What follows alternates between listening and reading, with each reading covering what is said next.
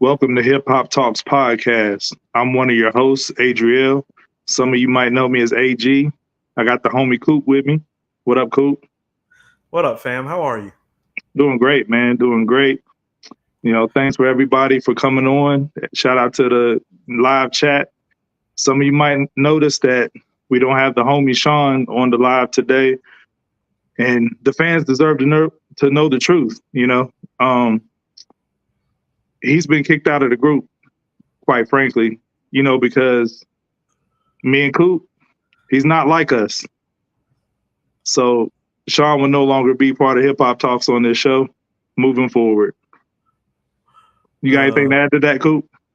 No, I am not going along with that. I am not going along with that. You talking about something behind the scenes, some go along with it. No. Sean will be here in about 30 minutes, y'all. Yeah, man. Sean will pull up, when time allows. But Wow. Welcome everybody to the show. No, I had to pay Sean back for that, for what he did a couple episodes ago, for real. Sean's doing something every episode. Yeah, he's wild. But he's still not like us. He's still not like us, for real. But yeah, thanks for everybody for pulling up in the chat. And before we get into business, we gotta take care of some business. If you haven't yet, if you're new here, hit that subscribe button, and hit a like on the video. We much appreciate it. We want to thank all the fans for getting us to over 4,000 likes on our previous video that we did. And we want our subscribers to match what our views look like. Right now, we're a little over 1,000 in subs, but last video got over 4K views. So if you haven't yet, please hit that subscribe button and hit that like button too while you're at it. Cool. What you got going on, bro? Well said, AG. Nothing new, man. Just, Black Dad gang over here. I walked the dogs today. I fed the dogs. Took my daughter around. Oh, happy first birthday to my nephew Atlas up in Nashville. Birthday. Yeah. Atlas turned 1 today. Shout out to the homie. He's gonna be a lady killer. This fool got hazel eyes and like sandy brown hair. My family be creating all types of shapes and sizes of Negroes. Like we are the hit factory. We are the hit factory. Everybody look good, just in a different kind of way. Like none of us really look alike, but we all kind of look the same. But we all look good. Yeah, that's what's up. Yeah, we got our first super chat in the building. By Art by Nobody. Thanks for the money. The $2 super chat. The Heart Part 6 fire emojis. We're going to get to that. The Heart Part 6 is a fire song. We definitely going to get to that. So, Coop, you want to get into the business of things? Since we got that segue into the Heart Part 6, what are your thoughts on that song that dropped? Listen to what I'm about to say. As far as diss songs are concerned in this battle, what an actual diss is traditionally supposed to be, well, this is the best diss. Because a lot of what you have to do in a great diss is refute the things that are being said about you in the other diss records. That's true. And so he's not only taking shots, but he's also answering questions for the shots taken at him. The beat is really, really dope. Fire. The cover is as petty as it gets. Break the cover down for us, Coop, for the people that might have been over their heads a little bit. The cover is real simple. It's Dave Free, who's being mentioned frequently and not in the brightest light necessarily on these records. Liking and putting a heart emoji in the little heart hand thing that everybody seems to do now, which really irritates me personally. But yeah, there's a black heart and then the little hand heart emoji under a picture, I believe, where she's holding her son. Mm-hmm. So yeah, that's the cover. So the petty level's in effect with it, but it's the best actual diss record now. Not Like Us is still the best song. Mm-hmm. So I don't want people to get confused what I'm saying. Like Heart Part 6 is the best diss. Not Like Us is the best song. For sure. And we're gonna get into that some here in a little bit, but let's go back to the night that the Heart Part 6 dropped, right? Because we had just did a show prior to that. And a lot of the things we said in that show ended up coming to fruition, didn't it, Coop? Oh yeah. Almost everything we talked about is what got discussed during that record because we were sitting wondering to ourselves why he ain't like, there were some available points on the board to be taken by Drake, Right. and we were wondering why he didn't take the available points. And so Right. the Heart Part 6 takes the available points. And it's another jab because not only do you have the cover, you have the title of the song. Like the same way he took the 616, it's like, oh, well, you want to take my series and I'm going to take yours back. Right. And I think that's a point. I think I tweeted out about that. I think that's a point that people are overlooking because on the last show, Sean said he wants a timestamp record from Drake. And I was like, nah, we can't do that. He can't do that because, Kendrick had already took that. And, it would just look kind of weird if he came out with a timestamp song dissing Kendrick at this time. So on the flip side of that, when Drake came with the Heart Part 6, it got me to thinking deeply because before every record, Kendrick, that's his trademark to drop a Heart record. So will we ever get a Heart Part 6 from Kendrick now after this?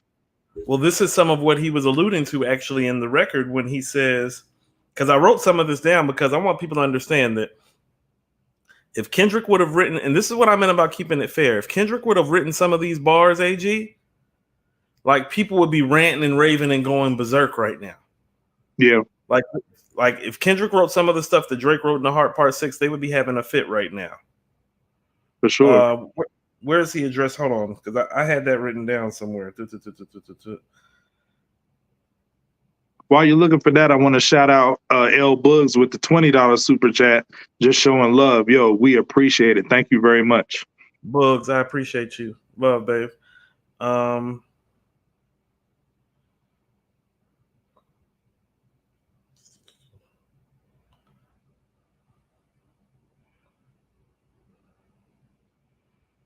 Somebody in chat said he didn't get Mother I Sober wrong. That was on purpose.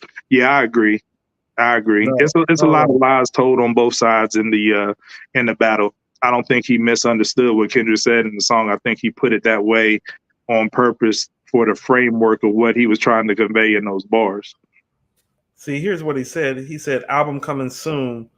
No wonder you turned into a clout chaser instead of doing the hard labor. Mm-hmm. So he's pretty much saying, oh, this is only going on your side because your last shit was a dud and you need to get yourself popping again. And Drake's the best way to get it popping because where Drake goes, views tend to follow. The Heart Part 6 is over 16 million views in 3 days.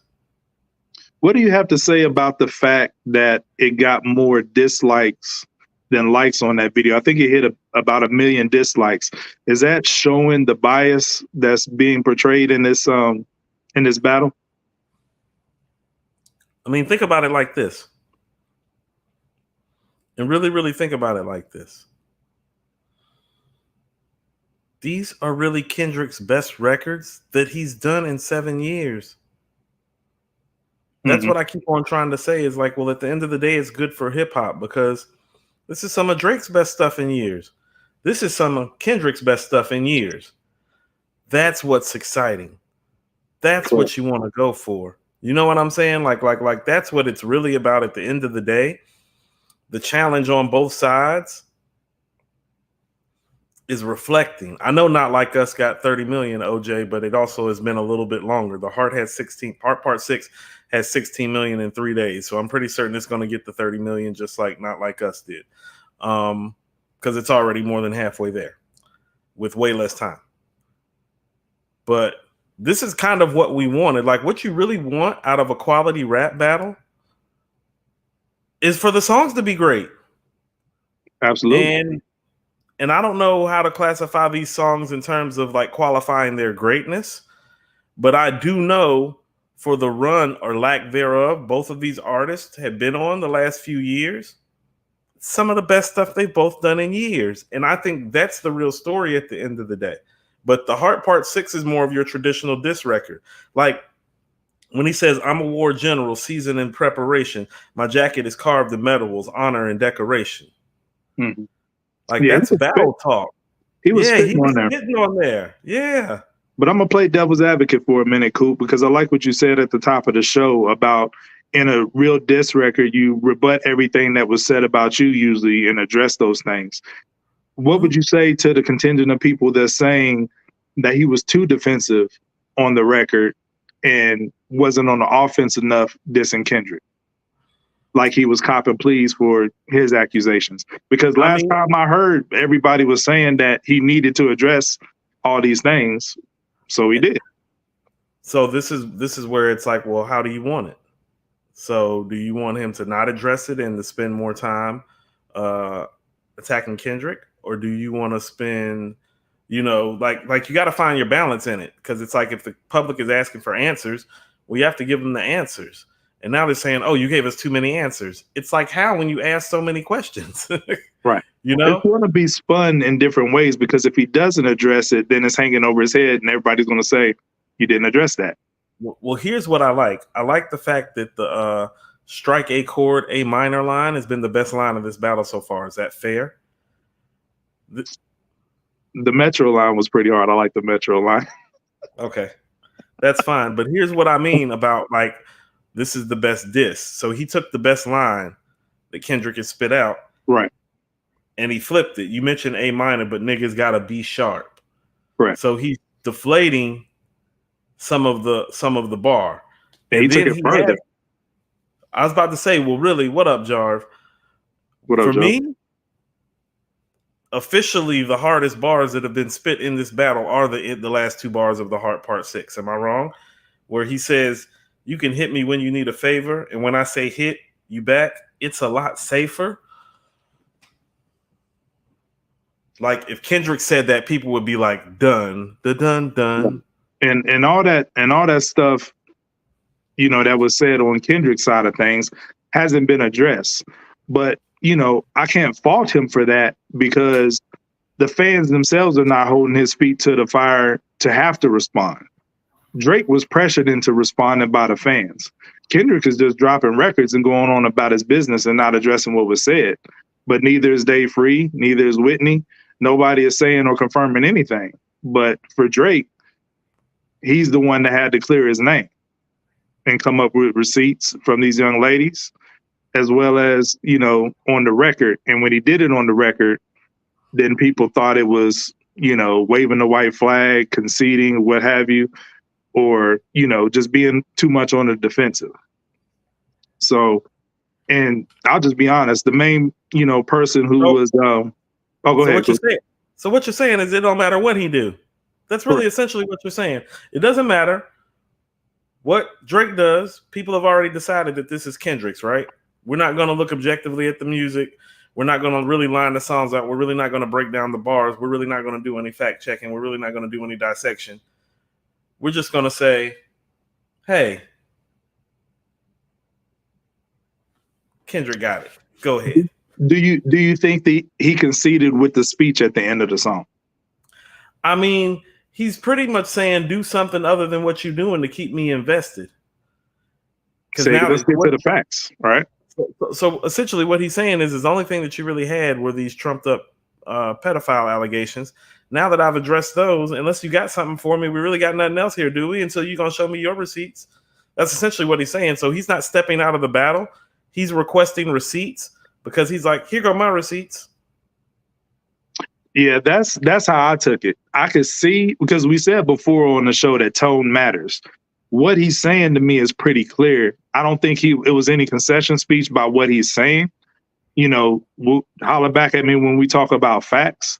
But in his tone, I will admit that he sounded kind of over making these records. Hold on 1 second. We got CJ the Kid with a $20 super chat.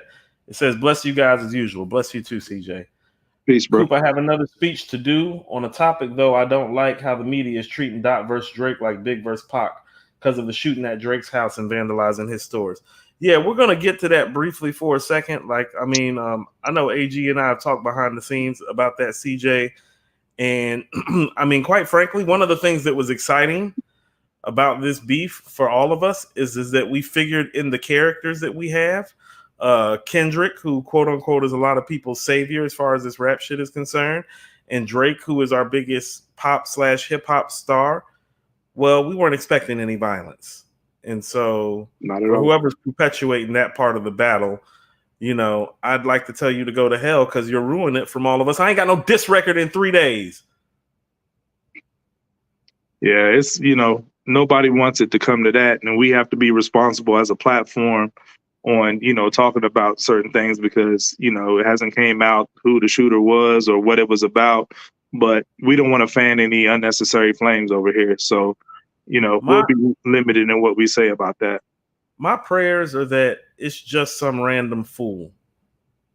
You know what I'm saying? Who really music really affects people, AG.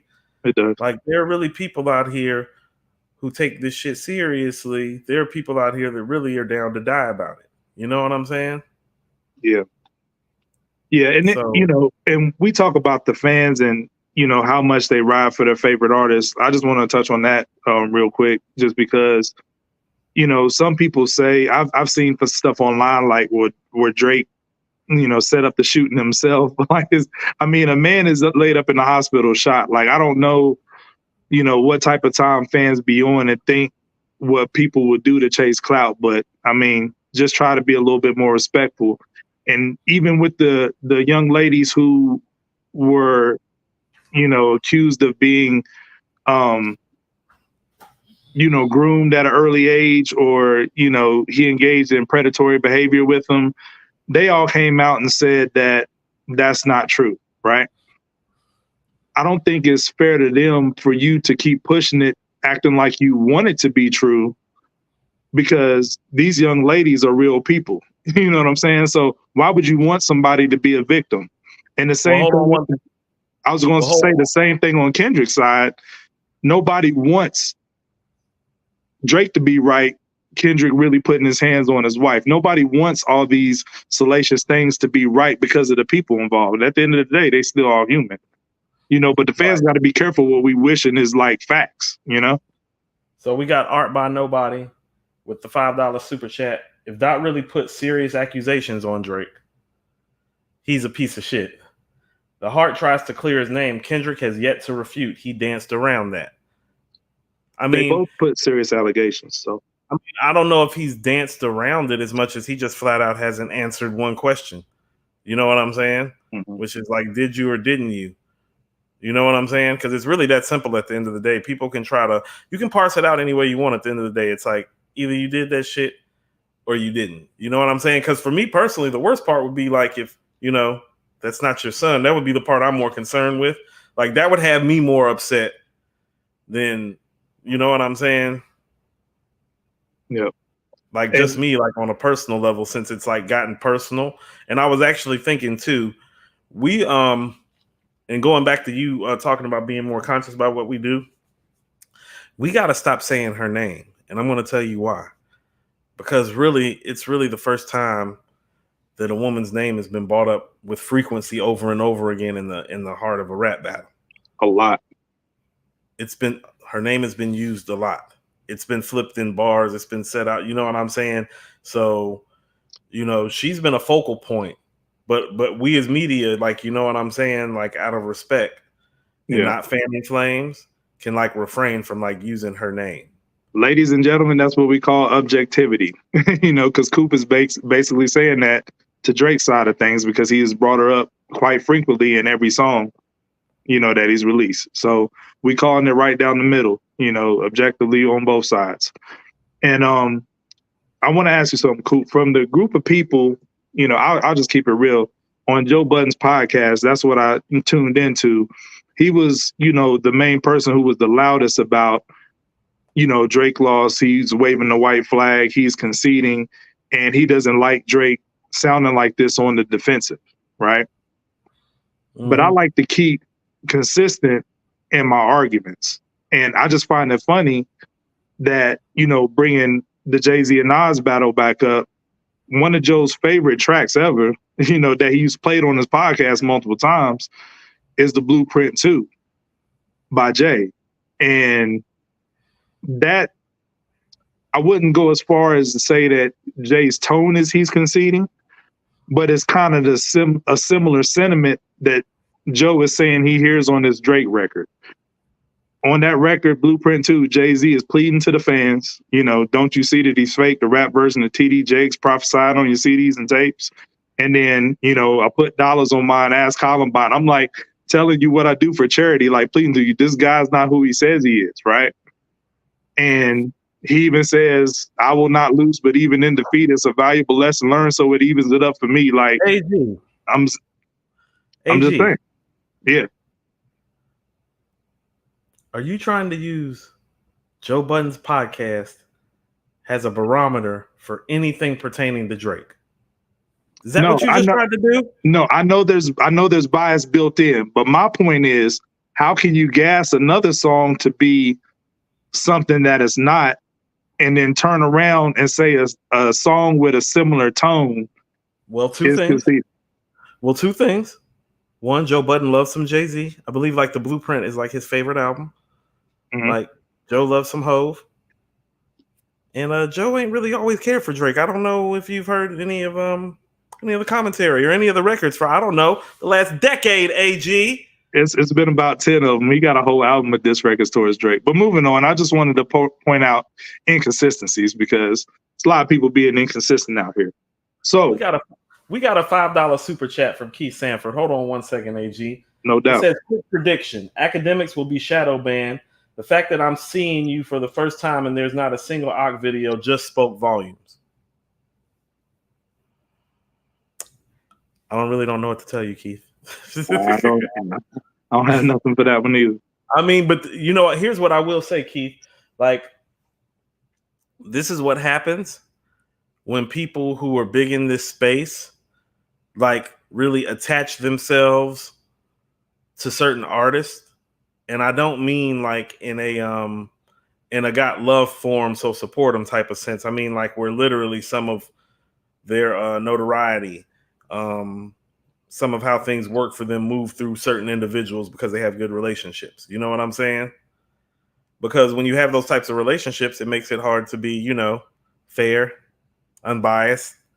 When, there's actually like, a rap beef that needs to be like rated objectively instead of with everybody's like I've never seen a battle, and maybe it's because the two guys are emotional. I've never seen such an emotional battle in my life in a rap beef. It's been way too emotional. It's a lot of mudslinging. What was your thoughts on the? I'm gonna come back to something else, but quick, what are your thoughts on the Questlove quote?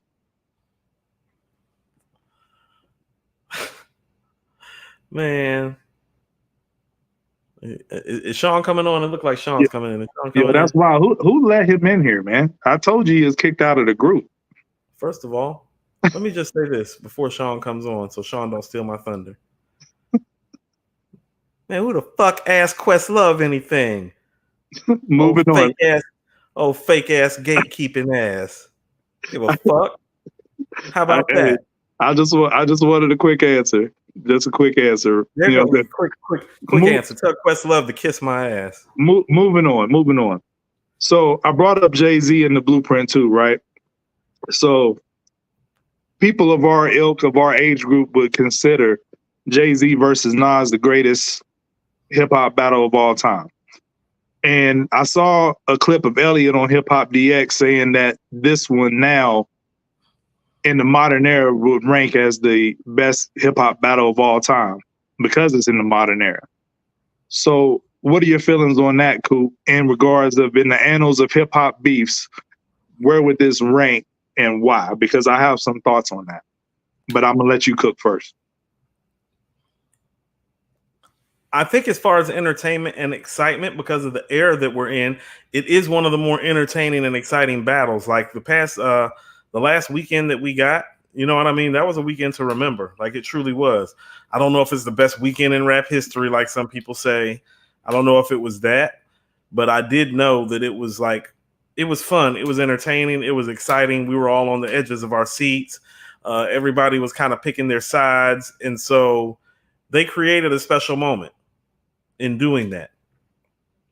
But like everything else, I'm going to go back to the quality at the end of the day, AG. And the reality of the matter is when I say neither one of these guys had delivered a kill shot, look at it like this. AG, if you're really a trained assassin, if you're really like a cold-blooded, like if you're really, really about this. Yeah. Oh no. it don't take 4 or 5 shots for a real assassin to commit murder. They might miss one bullet, but that second bullet gonna land and blow your brains out, or open up your whole chest cavity and it blow out your back.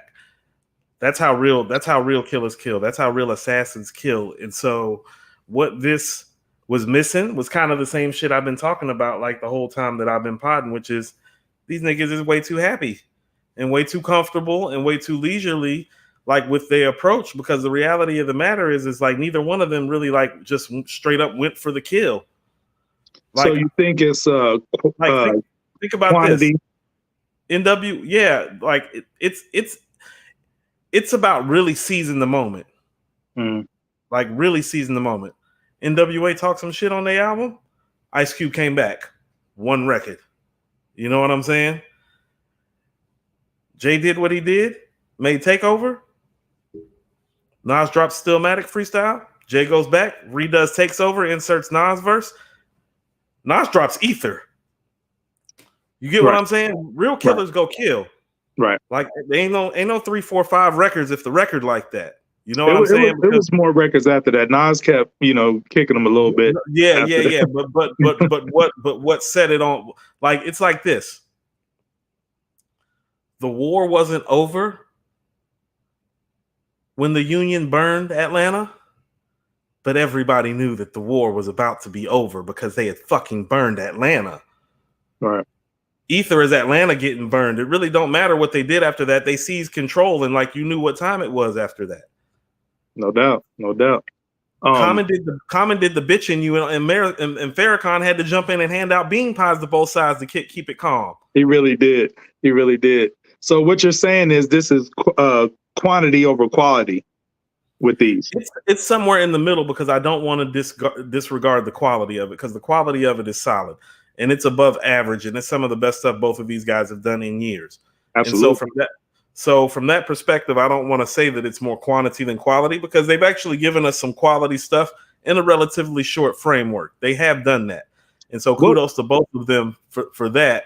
But if you're talking about like something that I'm really going to look back on and be like, man, like, you go to certain disc records, and you're like, man, like this right here, no, there's no records like that in here. Not in this battle. Well, let me ask you this, because I think, somebody put in the chat that Beans and Kiss was a lot of quantity over mixtapes. I do think it's something to be said, like you mentioned, of the quality records that we're getting, and so many at a high clip. And these are original records. These are not freestyles over other people's beats. We got Marcus Robbins with the $5 holla. Says the Heart Part 6 is a neutralizer. People really acting blind out here. This really becoming political with this battle. I mean, it was political from the start. It's always politics as usual. Yeah. I believe we had another super chat. It was let me find it. Art by Nobody with the $2 super chat said Taylor Made is also Whitney's brother's rap name. So yeah, I wasn't aware of that. So that's another layer. Was you aware of that, Coop? No. Yeah, see, that's what I mean. So that's what I mean about all these layers, and it's going too far. It's like, okay, if you got all these layers, if you got all this information, instead of making, like, it's like this. Bullets are expensive, AG. Like, bullets cost. Yeah, they do. Bullets cost a lot of money. There's inflation on bullets. Right. If I can hit the bullseye with 1 or 2 shots, why would I take another 3, 4 bullets and waste my money like that out the clip when the bullets cost, right? Yeah. We're waiting on the proverbial red button. What are we talking about? It's like, that's what I mean. It's like, oh no, if this guy was an assassin, that other guy wouldn't still be alive. Right. We got a $5 super chat from KL007. Shout out 007. Don't forget, guys, Super Ugly was the second response to Ether. Jay had a whack track and then dropped Super Ugly. Kendrick next LP has the B Classic now. Yeah, I believe the track that he's referring to is the well, Jay had a couple. He had the People Talking on the end of the Unplugged album, and then he had that Don't You Know joint that was You on mean mixtapes. hold on. You mean the Unplugged album that Questlove was the drummer for? Bingo. That Unplugged album? Is that the Unplugged album, AG? Don't go down that road, Coop. We Dusty. So dusty. Tater Tots with the super chat sent us 501. appreciate the That love, guys. might be the zip, might be the area code. Kendrick fanboys took all the fun out of the battle, gas and mediocrity, and fantasizing about pedo shit. Can we move on? What y'all expecting from M's album? AG, you're the M fan of the, I believe the two of us tonight, but the three of us total. What are your thoughts about the M album? I believe I covered that 2 shows ago, but I'll just give a quick, explanation. I think conceptually he will go into his Slim Shady bag because this is the death of Slim Shady, and it won't come off corny because it'll be conceptual, like he's killing off that character. So I'm hoping that's what it'll be, because as a 51-year-old man, if he just is just rapping as Slim Shady, it might come off a little cringy. So I hope it's very conceptual in that regard. Okay. We got Tracy G with the $5 super chat. She said, Coop, that was one of my favorite bars. Drake said so many important things where people should be concerned about Kenny. Well. Tracy G, I agree. Here's my thing, and I've said this before on previous shows. When it comes to certain things that men get accused of doing, if you didn't do that shit, the first thing that you do is go tell everybody that you didn't do that shit. Like, whoever will listen to you say that you didn't do that shit is where you will go. It'll be how you rock. It'll be how you roll. And that's my only problem with the silence. I've never seen a man not do that and be like, let me just be quiet and let it unfold. Yep. What nigga raised to do that shit if they didn't do nothing wrong? Do you know him? Yeah, it looks like we got Sean back, ladies and gentlemen. He tried to Eddie Kane sing his way back into the group. So I hate you, man. No. Sean hate the way that I walk. I hate the way I dress. Look, he doesn't say hello. He doesn't say what up, fellas. He's like, I hate you. I hate you, man. I rose dolo from state to state. Shout out to the goofies out there who tried to go live tonight, and we tripled their views when they try to shit on our shit. We here. He coming out the gate swinging. I'm sorry. I saw some stuff. I didn't like it. I couldn't respond because I'm on Essential Time right now. You know what I'm saying? So, but we here. I love what y'all doing tonight, man. Shitting on everybody else out there. Pause. Let's get it, baby. No doubt. Can y'all hear me? Can y'all hear me good? Can y'all see me? Can y'all hear me?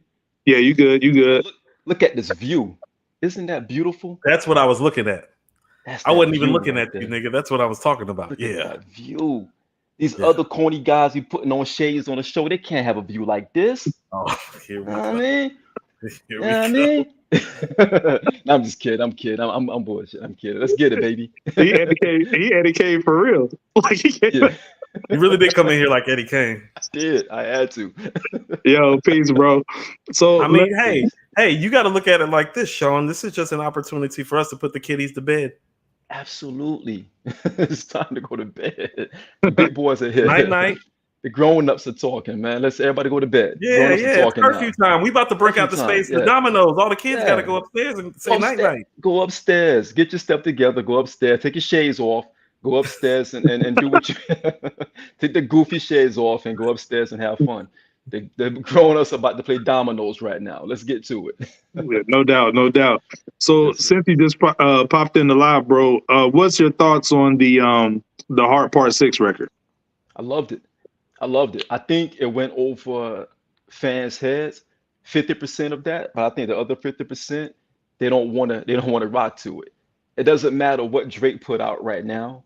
No one is going to rock to it like that. You know what I mean? I think the Heart Part 6 was I thought it was genius, to be quite honest. I really do. I think it was genius. But of course, right now it's really hard to go up against that giant, which is Kendrick. And we have to admit that right now, Kendrick is the people's champ. Absolutely. Drake is in he's in a very interesting spot right now. And I'm not sure if he'll be able to how he's going to pull out of this to be able to put himself above all of it. I'm not sure if it's going to happen because we saw this happen before. When the industry is sick and tired of you, they're sick and tired of you. And they're going to find someone that can possibly either replace you or someone that they can champion to get into your position. And I believe that Kendrick checked the boxes for all of that. The question is, can Kendrick be the savior that they want long term? Because what they want Kendrick to do is something that Drake has done successfully What? for over a decade. What long term? Let's do a quick timeline. Yeah. He got here in 2009. Okay. Mm-hmm. From 2009 to 2017, he was active. How many years is that? That's a long time, bro. 8 years of active duty. He did 8 years of active duty, right? Yeah. The 8 years of active duty, he took 5 years off. 5 years Came back old. 2 years ago, right? Yep. He's in year number 10. He's in year number 10. Drake's been around since 2005. Drake's in literally getting closer to year 20. Like that's the part about this people don't like really understand. And it's like, this is where I say Drake's done more for hip hop. And I'm not saying that to be shady to K-Dot. Mm. It's like, no, Kendrick has put in about 10 years worth of work. No Drake's doubt. put in about 20. No doubt. Well, It's not the same thing. It's not the same. that's why we got to be careful. Like Not with the the same industry, with the industry, if it's a for real conspiracy, concerted effort to get rid of Drake from the rapper side and the exec side, people and the higher ups that's signing checks, right? Mhm. Drake is the golden goose. He's the money maker, but like Kanye said, one man can't have all this power. So sometimes you get too big for your britches, they get you up out of here. And Mhm. with that regard, for the fan base that's championing Kendrick talent-wise deserves that, right? But from the aspect of, is that who you want to put your money on to carry the culture over the next handful of years? Yeah. I don't know if that's something that is a safe bet, because Kendrick might use the momentum from this album, from these diss records, and drop an album and then disappear into hiding for another 3 to 5 years and rest on his laurels that he's the king, No doubt. And No doubt. Drake has been keeping things hot every summer. So my bigger question is, if you're trying to get him up out of here, then a lot of people's pockets are going to be thinner, over the next couple of years. Hold on, we got a few super chats we got to get to, fellas. CJ the Kid with the $5 super chat said, "Damn, the first time I'm going to disagree about kill shots and people being happy. Majority of the people feel that Meet the Grams was scathing." Okay, let me take this right quick. This is what I mean about The Heart Part 6 being the best actual diss record, because he addressed the person he was dissing. It's not an essay talking to the family. It's not an intervention. It's Right, I love the fact that he did an intervention, but I feel a lot about the intervention like I feel like the mental health album. It's like, that's not what I asked you for. I asked you to shoot this nigga. I didn't ask you to do a dissertation on his family. I didn't ask you to talk to his son. I didn't ask you to talk to his mama. I asked you to open hand pimp slap this nigga. Conceptually, I think that record was hard, bro. Like, Conceptually, it's beautiful. Who the fuck asked you to do that? Minus the whole daughter thing, because they took that off. That verse is removed, so that just gives credence to it being Cap and Drake setting up that whole play. I told you to go slap this nigga, and you want to play psychological warfare. Yeah, that verse has been removed. But since we here with it now, Billboard a couple days ago did their rankings. Hold on. We got a few more super chats we need to get to before that, AG. Okay, go ahead, cool. 007 with the $4.99 super chat said, "Don't forget, guys, Super Ugly was a second response to Ether. Jay had a whack track and then dropped Super Ugly. Kendrick's next LP needs to be classic now." Yeah, we had already read that one. We had already read that one too. Here's the next one. Did you read Mike H? What's up? What's you guys' takes on Heart Part 6 not being on DSP yet? It's a good question. I don't know, nigga. Ass straight. Now my answer. Drake's fucking doing. My answer to that is these releases been weird as hell. Like all of them have been kind of this non-conventional. There's some little quick pocket change, you know what I mean? It's like studio night money. Like for Drake, it ain't nothing, you know what I mean? But 15 million views get you about 25 grand from YouTube. So he making a little cheese off of it too. A little come up, you know what I mean? A little night at Magic, you know what I'm saying? Yeah. Reading Ill Magic super chat for $5. Appreciate the love. We need to appreciate this moment because Kendrick might not drop more music for the next 5 years. Precisely. That's just what I was saying. If the industry is putting all chips in on Kendrick to get rid of Drake, then what does that look like? What does that look like monetarily for the culture? No doubt. If he's supposed to be the cash cow, you know? So I'm just asking questions. I'm not, saying one way or another, but is that a safe bet? We got another $5 super chat from Drake. It says, do you think I'm going to drop another track like Academics was hinting, and would that be the start of round 2? I do think another track is coming this weekend, but I don't know when. And I'm going to go, Academics hinted at a few songs, so we might be getting a 3-pack, like Scary Hours or something like that. He's petty. Of course he is. He's petty. And Academics confirmed that Academics confirmed that something was supposed to come out the day of the shooting, but that kind of thwarted those plans. So, I believe this was it. Yeah. Sean, I believe this next super chat is for you from 007. Oh boy, what is it? I can't see. Queens get the money. There you go. It is. Queens get the money. You know what it is? Yeah, sir. So getting back to, we was talking about the dopest tracks in the in the beef. Billboard ranked their top tracks in the beef, and me and Coop talked about it behind the scenes. Frankly, we disagree with it. Now, mind you, this was before the Heart Part 6 dropped, so it wasn't in their rankings. But I'm gonna read them off what they had, and then we can frankly pick that apart, gentlemen, and give our own personal rankings if y'all would like to do that. Yeah, there was some. I'd like us to come to more of a consensus. I'd like us to come to a consensus. Like, we need a hip hop talks list. We don't need like AG Sean. Okay, so you want to argue? So all right, let's do it. So it's not that I want to argue; it's that I'm always right. There's a big always want to argue, man. We had some other cornballs too that were trying to do a list tonight. That shit was corny. But go ahead. Add number 7, Tailor Made Freestyle. Number 6 is 616 in LA. Number 5 is Push Ups. Number 4 is Not Like Us. Number 3 is Euphoria. Number 2 is Family Matters, and number 1 is Meet the Grams. So that list is terrible. I mean, I disagree with the whole list pretty much. List is terrible. First of all, They Not Us is still the best record of all these records. Okay, so that's number 1. Let's start there. So we're eliminating Like That because that's the Future record that jumped it off. We're not counting that, correct?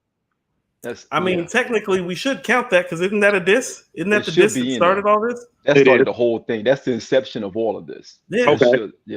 All right. Everyone in the chat, put your top 5 if you don't mind. Put your ranking in the chat. Not Like Us is number 1. I don't like Kendrick. I've been riding around bumping Not Like Us. That's some Cali shit. I love me.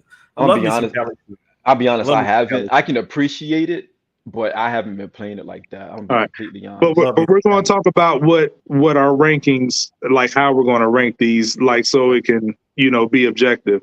Do we count the parody of Buried Alive? Do we count that? Was that actual record? I don't think many people heard it. I don't think. It's like a Lucy, so I don't know if you can really put that in there. Okay, so it's not even Lucy. It's more like a short. Yeah, it's really a short. Yeah. In a 7-minute drill. 7-minute drill. Do we leave Cole out of it altogether? We're not doing that. He's not in here. Okay. All right. So we got 9 records, guys.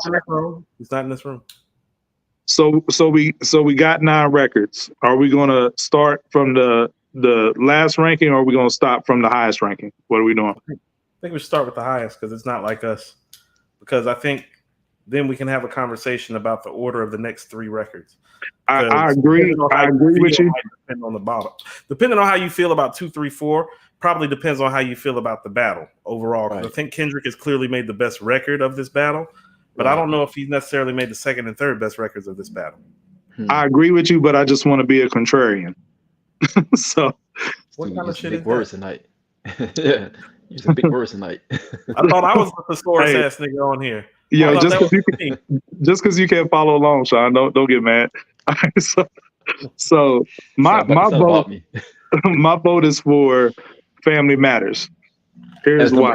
number one. As number one. Here's why.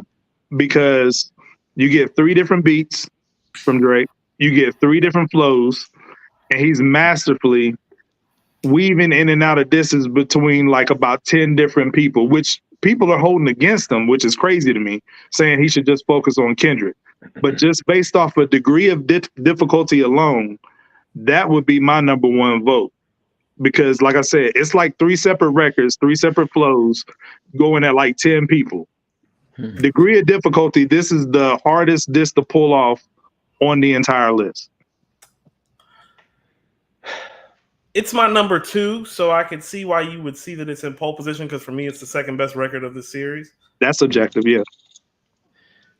I just don't think. Yeah.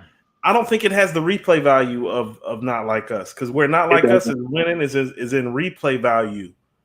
It doesn't. I'm just creating conversation. This is New York State of Mind Part 2 versus Represent all over again. I'm just. Sean, go ahead and break the tie, Sean.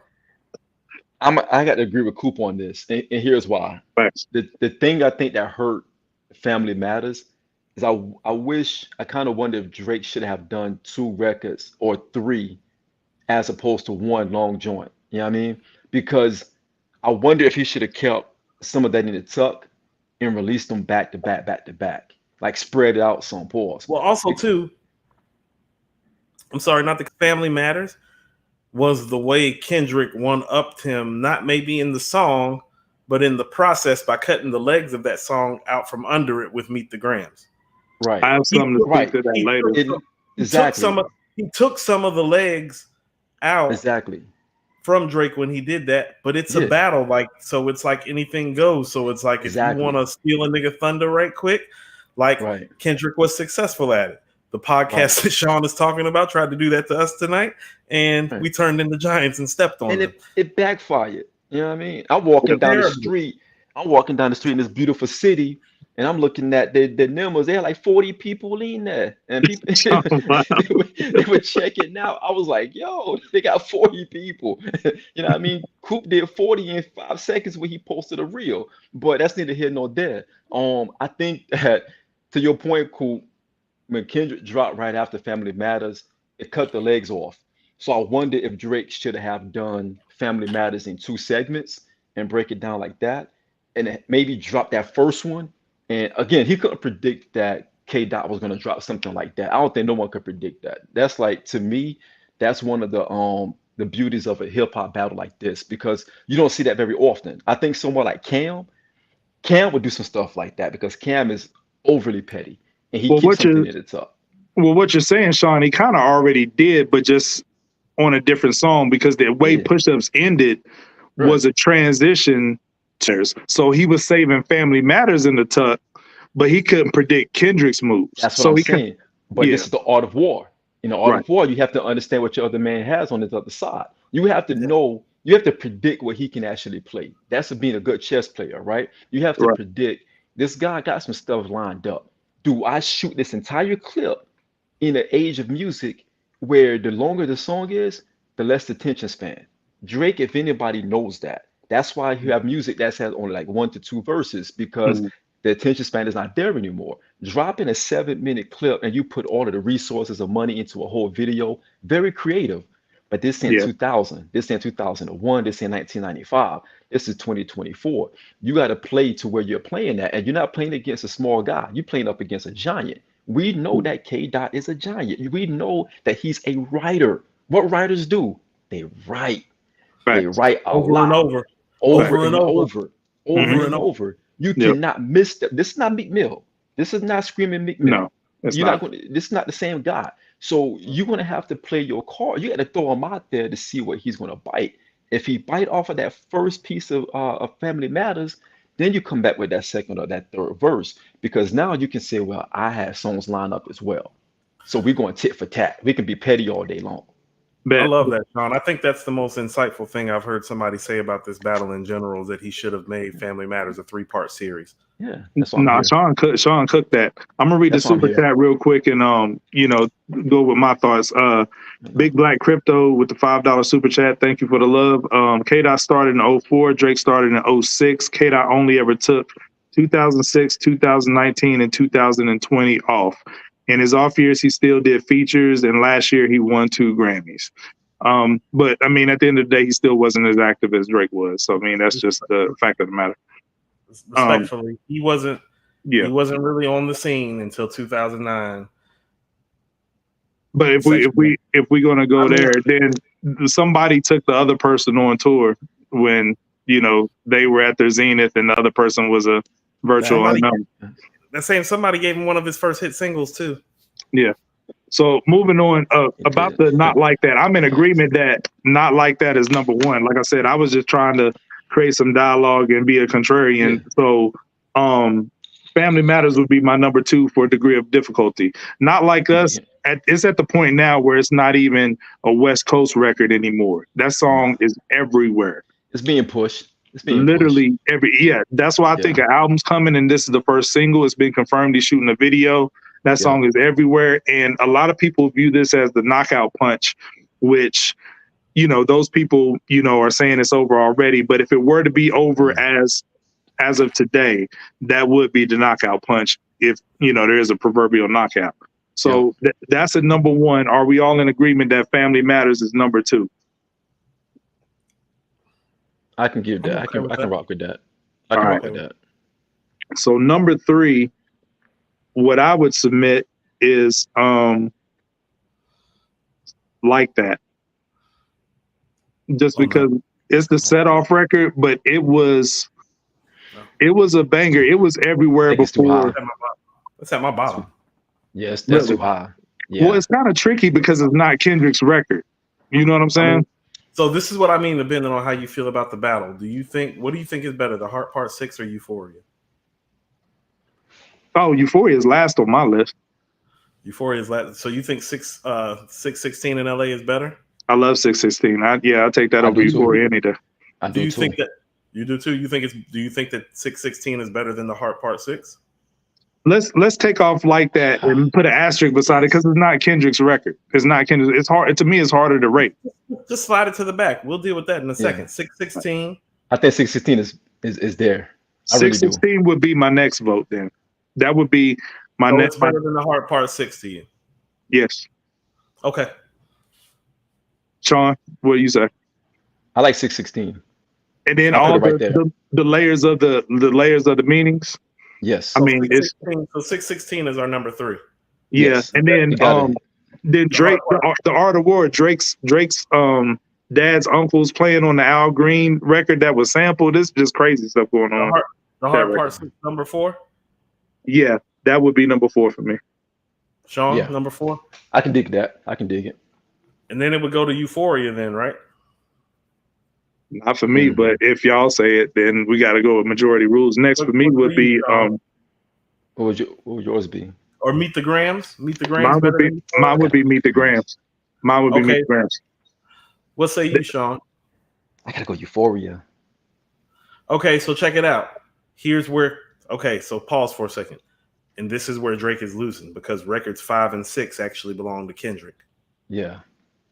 Because it's even, it's more even than people realize. But did you see about the 5 and 6? We were talking about Meet the Grams and Euphoria.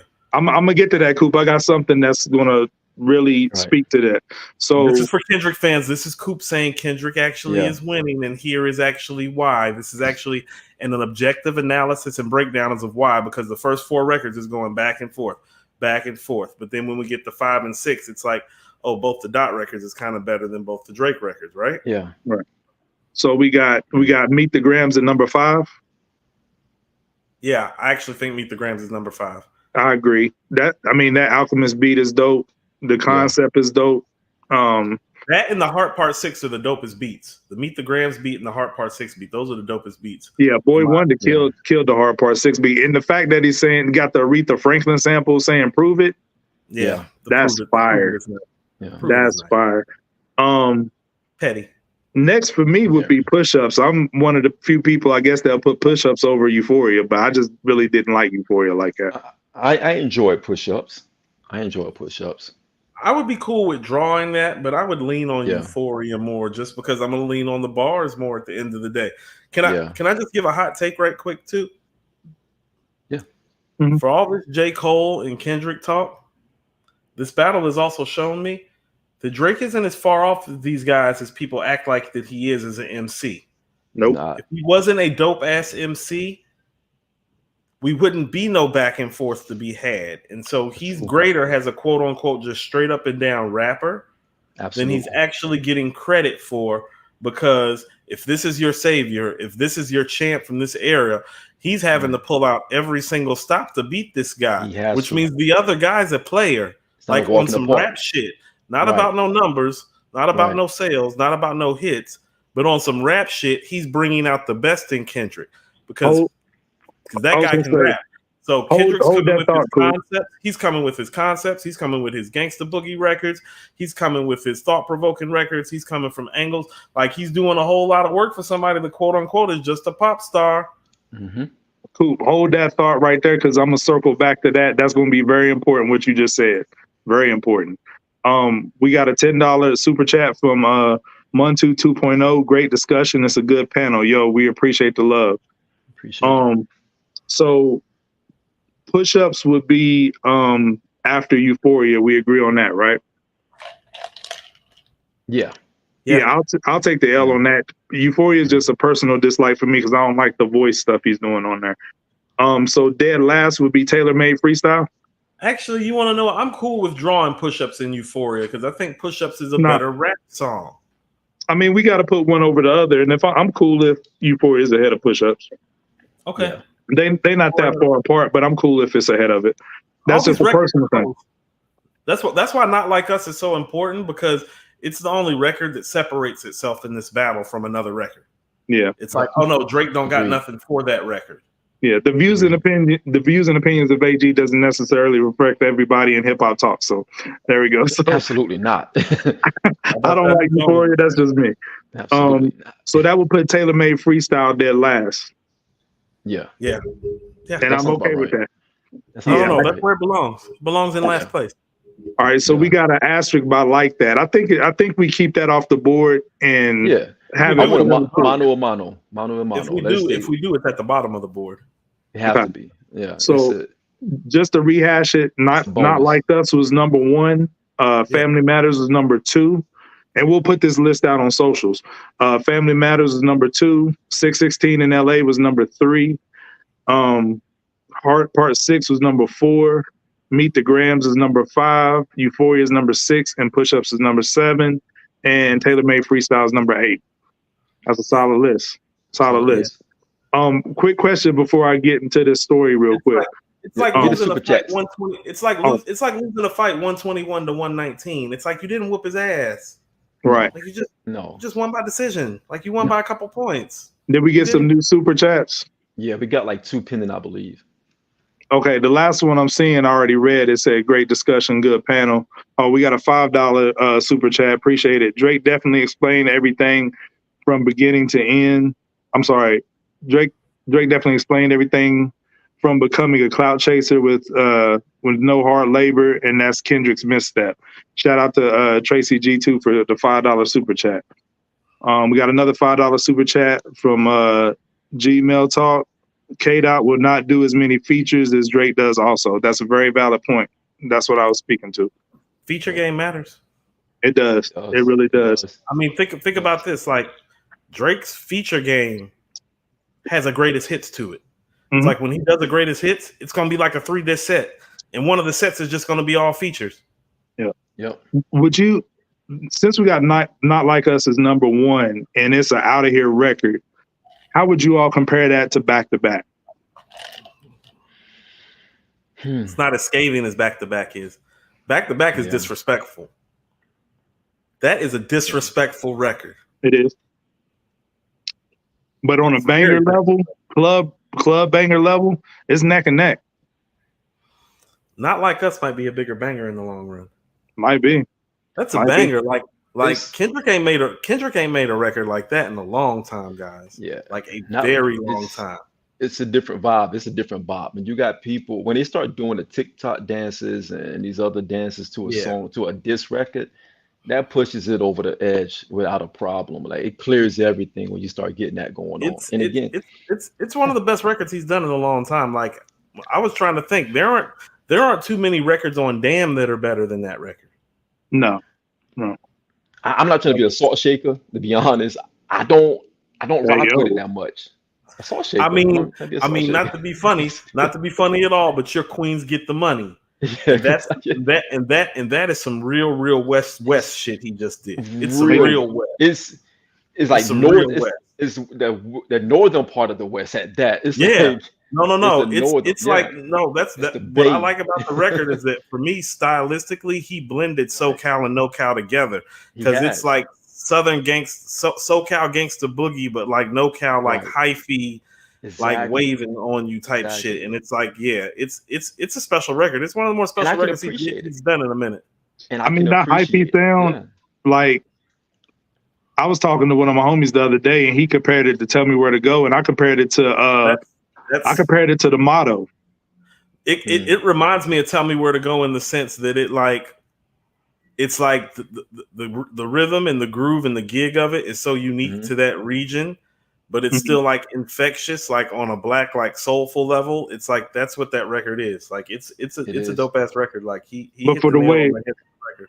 but for the way it rings off for me, like it reminds me of the motto a lot. You know what I mean? Because the motto was big in the clubs. You know that. Right. You know, and it has that same hyphy sound. And I don't even Right. think they intended for the motto to be big like that. No, because it was like a bonus track on the record, if I'm not mistaken. Yeah. It was. Um, It was. but I was going to get into the story real quick because Coop is cooking on a lot of the points, and this gives his point a lot of credence. I was talking to my cousin the other day, right? And his favorite is J. Cole out of the big three. You know, if we're still addressing the big three, his favorite is J. Cole. So he tapped out after Cole apologized for the 7-minute drill. Like literally didn't want to hear none of the songs. I'm like, bro, you the only person walking the earth that hasn't been tapped into this battle. You know what I mean? And he was just like, all right, cuz now that, you know, people are saying Kendrick won, it's over. This was after the Heart Part 6 drop. He said, I'm gonna do my due diligence and, you know, let me know the orders of the songs, and I'm gonna tap in and just all day listen to these songs in, you know, chronological order in succession. And he did that for about 2 or 3 days straight. And then he hit me up. He was like, yo, cuz, like, after listening and dissecting the records, I think Drake is winning, but barely. But based on what's being said and what's, you know, the spitting, he said, I think Drake is barely winning. And I said, it's funny you say that because you didn't listen to the records in real time. So with certain nuances about these records that he wasn't aware of because he checked out and pulled himself away from them. Well, AG, that kind of goes to Sean's point though, that it's 2024. And so the way that you do it in terms of how it fits into the current format, it does matter. Because if this was 2005, Drake would probably be up because of the bars. Right. Like it kind of seems crazy to say because it's Kendrick, because where Kendrick is really winning is that he is conceptually crafting better records. It reflects in the list that we just did. Absolutely. But he's not out barring Drake though, and that's what I'm trying to get people to pay attention to. It's like, oh no, it's not like it's not on no like Assassin Murderer's Creed type of like mission. You know what I'm saying? Yeah, it's closer than a lot of people would like to admit. And once I walked them through step by step what happened, like, you know, Kendrick stepped on the release of Family Matters with Meet the Grams, and Drake coming out with the Tailor Made and it being controversial with the AI, and then the Tupac estate pulling the record, and, you know, all the things that transpired in real time. And then the day that Kendrick dropped Not Like Us, just coming off the heels of Meet the Grams the day before. How, you know, the chess moves and the art of war, how they were released, it matters. So Kendrick is out. I want to say he's even though he was played on the daughter thing, he's kind of out maneuvering Drake. He's out thinking Drake. in this battle, because the records are about even, but the way Kendrick has went about his approach is winning him the battle at this point, in my opinion. So that was kind of speaking to your point, Coop. And I thought my cousin was a good example because he was listening to it with fresh ears, not having any of the other context that we've had. Yeah. He's just listening to the records. He doesn't have the chronological order. He doesn't have the nuances. He just has the records to go to, which is kind of how it used to be. You judged it strictly on the record. We just don't live in that time anymore, unfortunately. So it's like, it's like, we can't be the get off my lawn guys. You know what I'm saying? And and understand the fact that one of the biggest, like when you're saying that Kendrick has the advantage in terms of how he's been strategizing, he actually doesn't. He just made the best move on the board, which was releasing his song 20 minutes after Drake's best record, quite frankly. Like that's where he really that was his really strategic move, because if you looked at it, he's been finessed in this battle by Drake and Drake's team more than vice versa. But in terms of just one move, like a power play, you know what I'm saying? He's made the best power play in this with the Meet the Grams because of the timing of the response, because he understood the times that we were in. And the record didn't even have to be better. It's just that our attention spans are so short. We're running to the next record. And since it's the latest thing that's dropped, then that's what we're going to, and that's what we're playing. A lot of people didn't even go back to Family Matters after that. You know what I mean? They might have gave it 1 or 2 listens and then they was over. Because it's too long. And the reason that I say that we don't know if this is over is because this kind of feels like, in football terms, this feels like the few times Brady and Mahomes actually played. It's like, whoever got the ball last probably gonna win, nigga. You know what I'm saying? Like, because they gonna play each other, like, you know what I'm saying? Till like there ain't no like turf left on the field. You know what I'm saying? Like, because I think, because here's the thing about it, and I don't care what anybody says, and I'm not saying this in a hating type of way. This has energized Kendrick in a wonderful way. Yeah. Even for everything that I've said, if we're talking like on some rap shit, he has been the number 1 artist of this generation. If we're talking on some rap shit, he has been, because he has the albums that reflect that more than Drake and more than Cole has. Right. Yes, he's the go-to. But like I was saying, it's like, but when you haven't heard that person in 7 years, you know, I want to piggyback off of that. Can we get the 2 super chats real quick? We got super chats. From double. Go ahead. Cool. Now I want to pick it back for Cool after we get the 2 super chats. Okay. 007 with the $20 super chat. Appreciate it, bro. Gentlemen, can you speak to the battle ring? This was so unique in the sense that battle rap involves not only going against your opponents, but their fan base. Drake's is so vast and diverse. Kendrick had to pull out all the stops. I think I talked about that on the last show. For me, Drake has all his fan base is mostly made up of casual fans. Kendrick has the diehard fans that's willing to ride hard for him. Drake's fan base. What else? Can I say something right quick? You want to know what Drake's fan base has too? He's got rich niggas that don't get involved in podcasts like this. You know what I'm saying? Right. Where stuff like this, they're not gonna get into a debate. You know, like stuff like this never really reaches them. They're like, oh, Drake's in a rap battle with Kendrick Lamar. They're like, so what? It's fucking Drake. I love that guy. Right. Keep it pushing. But the thing about having most of your fan base being casuals, they can be swayed, you know, because they're whatever is hot. They just want to vibe. They're on the next thing smoking. So if they see on the internet that Kendrick's all the wave, then they going over there. You know, they saying, well, Kendrick is what's popping, so that's where I'm going. So if your core fan base is made up of mostly casuals, then it's hard for you to come out on top of a battle when you got people who are not diehards like that. It's pretty evident that Kendrick has the diehards, because to that point, Kendrick stands for something. Drake's music is most of the time surface level party stuff. Kendrick has a message in his music that people think that it gives them something to stand for. And Drake's whole point is, this guy's not who you say he is. He's no different than me. He's a fraud of some sorts. But people, I don't know if you watched I'm not going to get into the analogy, but anyway, if people admit that Kendrick is a fraud on some levels, then a lot of those fan bases, a lot of Kendrick fans might think that they're fraudulent too. So they don't never want to accept that or admit that. And that's not me saying Kendrick's a fraud. That's just me saying if they were to ever admit that, because they think he stands for something bigger than just the music. So I don't want to go too far on this, but I don't know why in the hell they think that when he's never really taken a stance for anything as it concerns this community. And that's what Drake is saying in the music, but No nobody different than a listens to it. politician. He's no different than a politician that comes and gets your votes every 4 years and then disappears. Yo, No different. No different. He promised that he's going to take these gas prices down. The chicken's not going to cost the price of a down payment on a Hyundai. He promised you all these things. That's Coop's take, but the $5 super chat from Uncle Fran. Coop, if you listen, this is for you, Coop. Coop, if you listen closely, Boy Wonder hit the B sharp note on the beat while Drake was doing the scheme. Yo, that's crazy. Like, yo, That's you have to be a music head to. You see, okay, so right there, you're seeing the difference in the fan bases with that comment that Uncle Fran just made. Mhm. And here's what it is.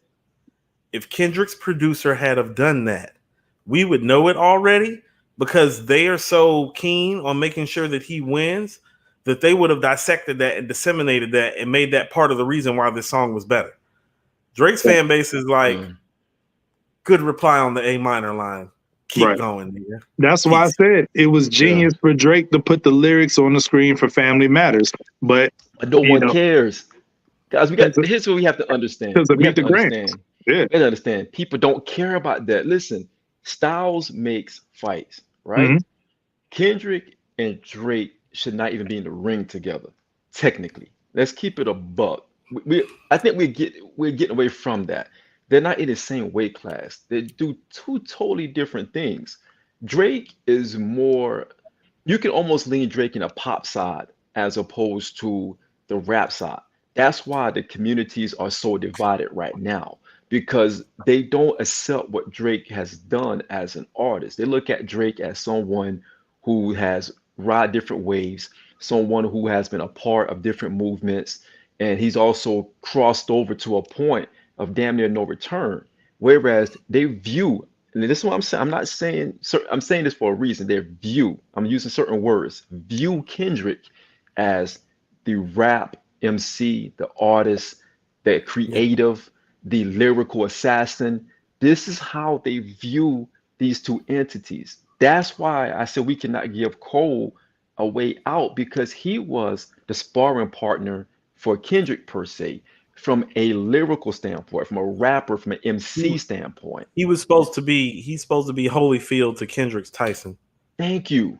Drake is never that, because Drake is in a different weight class. Drake is supposed to spar with the Kanyes because their name and their brand is bigger than their music at this point. Which he's done that. He's done that. So he has done that, but they're supposed to be the ones that clash. Because if you look at Ye is not the same Ye that we fell in love with years ago. He's not the same. His brand, Ye's brand is bigger than his music at this point. His controversy is bigger than his music at this point. Same thing with Drake. Drake had the news swirling Drake is damn near shadowing his music output at this point. So he's in a different entity than Kendrick. This is the wrong time for Drake to battle someone like Kendrick in this particular environment.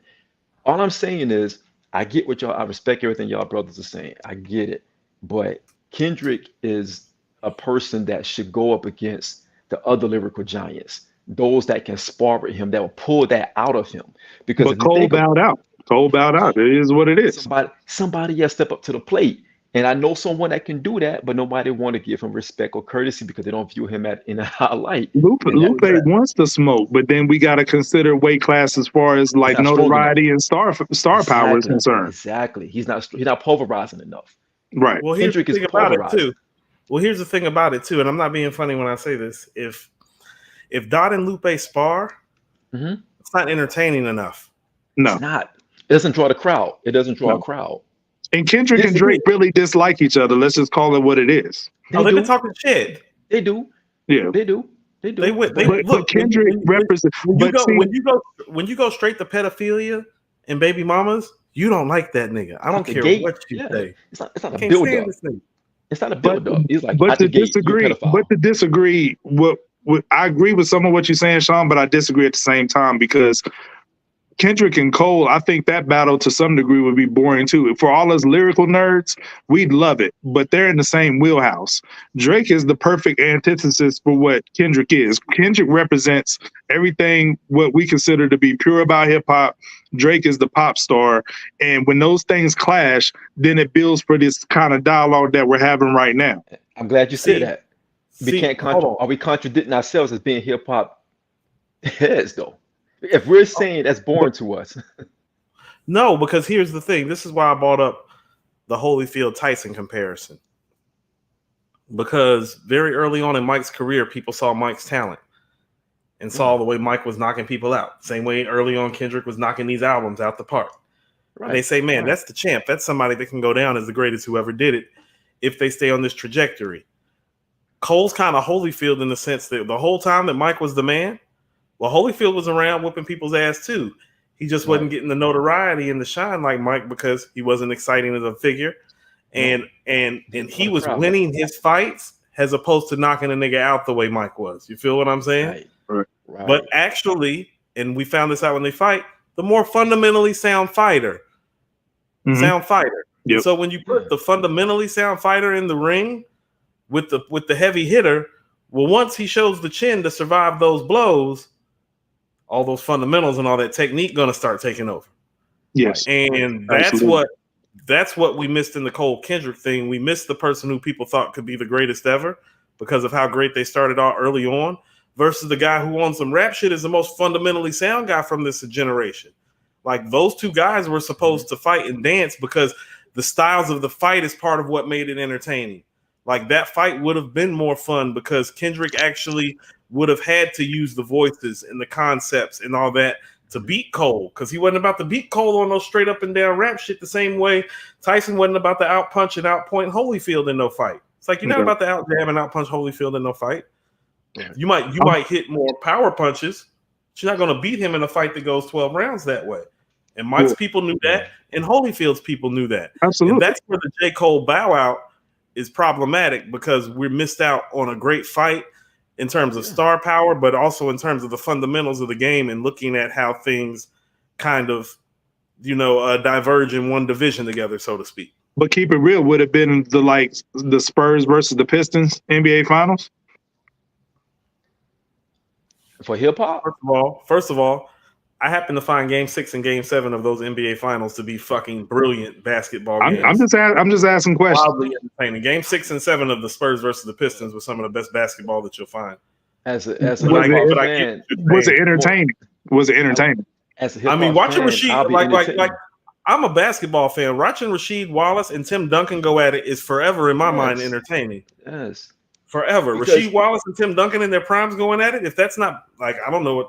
Yes. What would you like? But I'm glad you're making the basketball analogy. But Drake is necessary for this battle just for the eyes to be on it because we're talking basketball. Drake is very much like LeBron, a polarizing figure. People tune in to see LeBron in the playoffs when he's playing for the Lakers, either to A, see him win, or B, see him lose. But he's going to have all the eyes on him. Regardless, people who don't even care about basketball are going to watch to see what happens to LeBron. That's why Drake is very necessary for this battle because it draws all the eyes into hip hop that otherwise wouldn't pay attention to it. Now, if it was Kendrick and Cole, it wouldn't have near as many eyes on this battle as it has right now. No, but you are talking about Drake, and so inserting anybody in his place takes the numbers down. Like anybody, It doesn't matter who you were to put in his place. Right. So I don't know how fair that is to Cole and Kendrick because they are multi-platinum without Drake. They are that. Right. Forest Hills Drive is like Diamond, isn't it? No, not even close. No, I don't think so. No, a single might be. A single might be. Yeah, I tried. Yeah, but I want to tie all this up to Coop's previous point about giving Drake more credit for the bar work he's doing and how Kendrick had to step his game up because that was a very important point, and connected to what you were saying, Sean, about this matchup of them not being in the same weight class, right? How I'm going to connect that is if people are really, like I said, Elliot already started the narrative on Hip Hop DX that this might be the best battle of all time.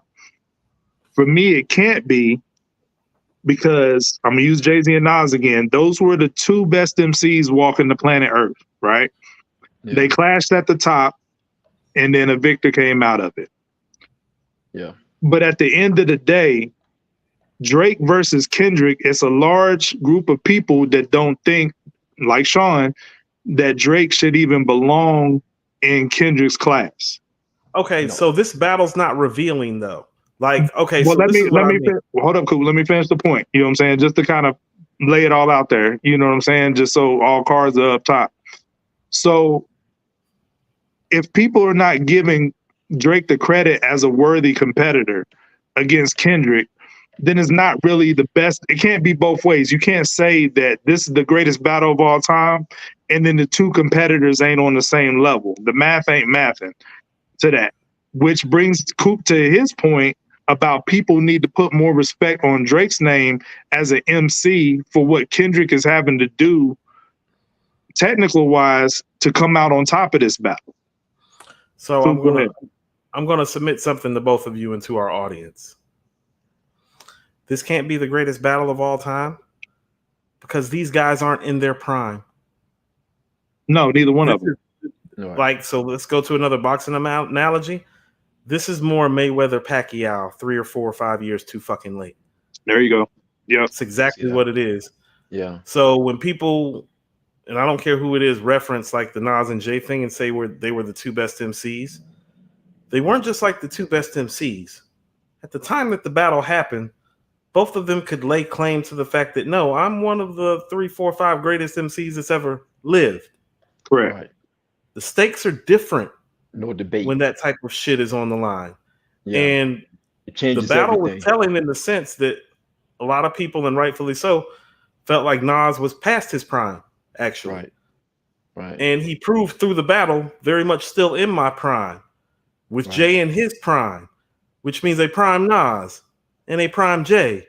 Well, that's two of the top 5 MCs that have ever walked this planet. Stakes are totally different. Right. Like the stakes are way, way higher when you're talking about 2 of the 5 best to ever do it, doing it with each other in their prime. This is not 2 of the top 5 by any means on any level to either one of them. I don't care what either one of their fan bases say. And it's not happening in their prime. So it could never be the greatest battle of all time, just on the precipice of those 2 things. Facts. And we're still debating Nas and Jay-Z 23 years later, Yeah. So, I mean, just off that strength alone. Can we get a super chat real quick before we move on? Oh, let's see. We got a $20 super chat. It's from CJ the Kid. Media rewriting history and not counting the other rap vendors' disses as a part of the timeline, yet count 7-minute drill.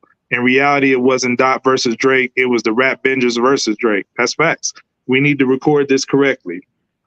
Yeah. But people don't want him to address everybody else, though. And for everybody, and this is what I mean when I'm saying they're not in their prime anymore.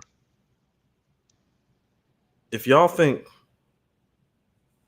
that Kendrick, or Drake for that matter, is about to, like, if you think Kendrick's about to do something better than Section 80 or To Pimp a Butterfly or Good Kid, Mad City at this stage in his career, I think you're fucking kidding yourself. I won't need to see it.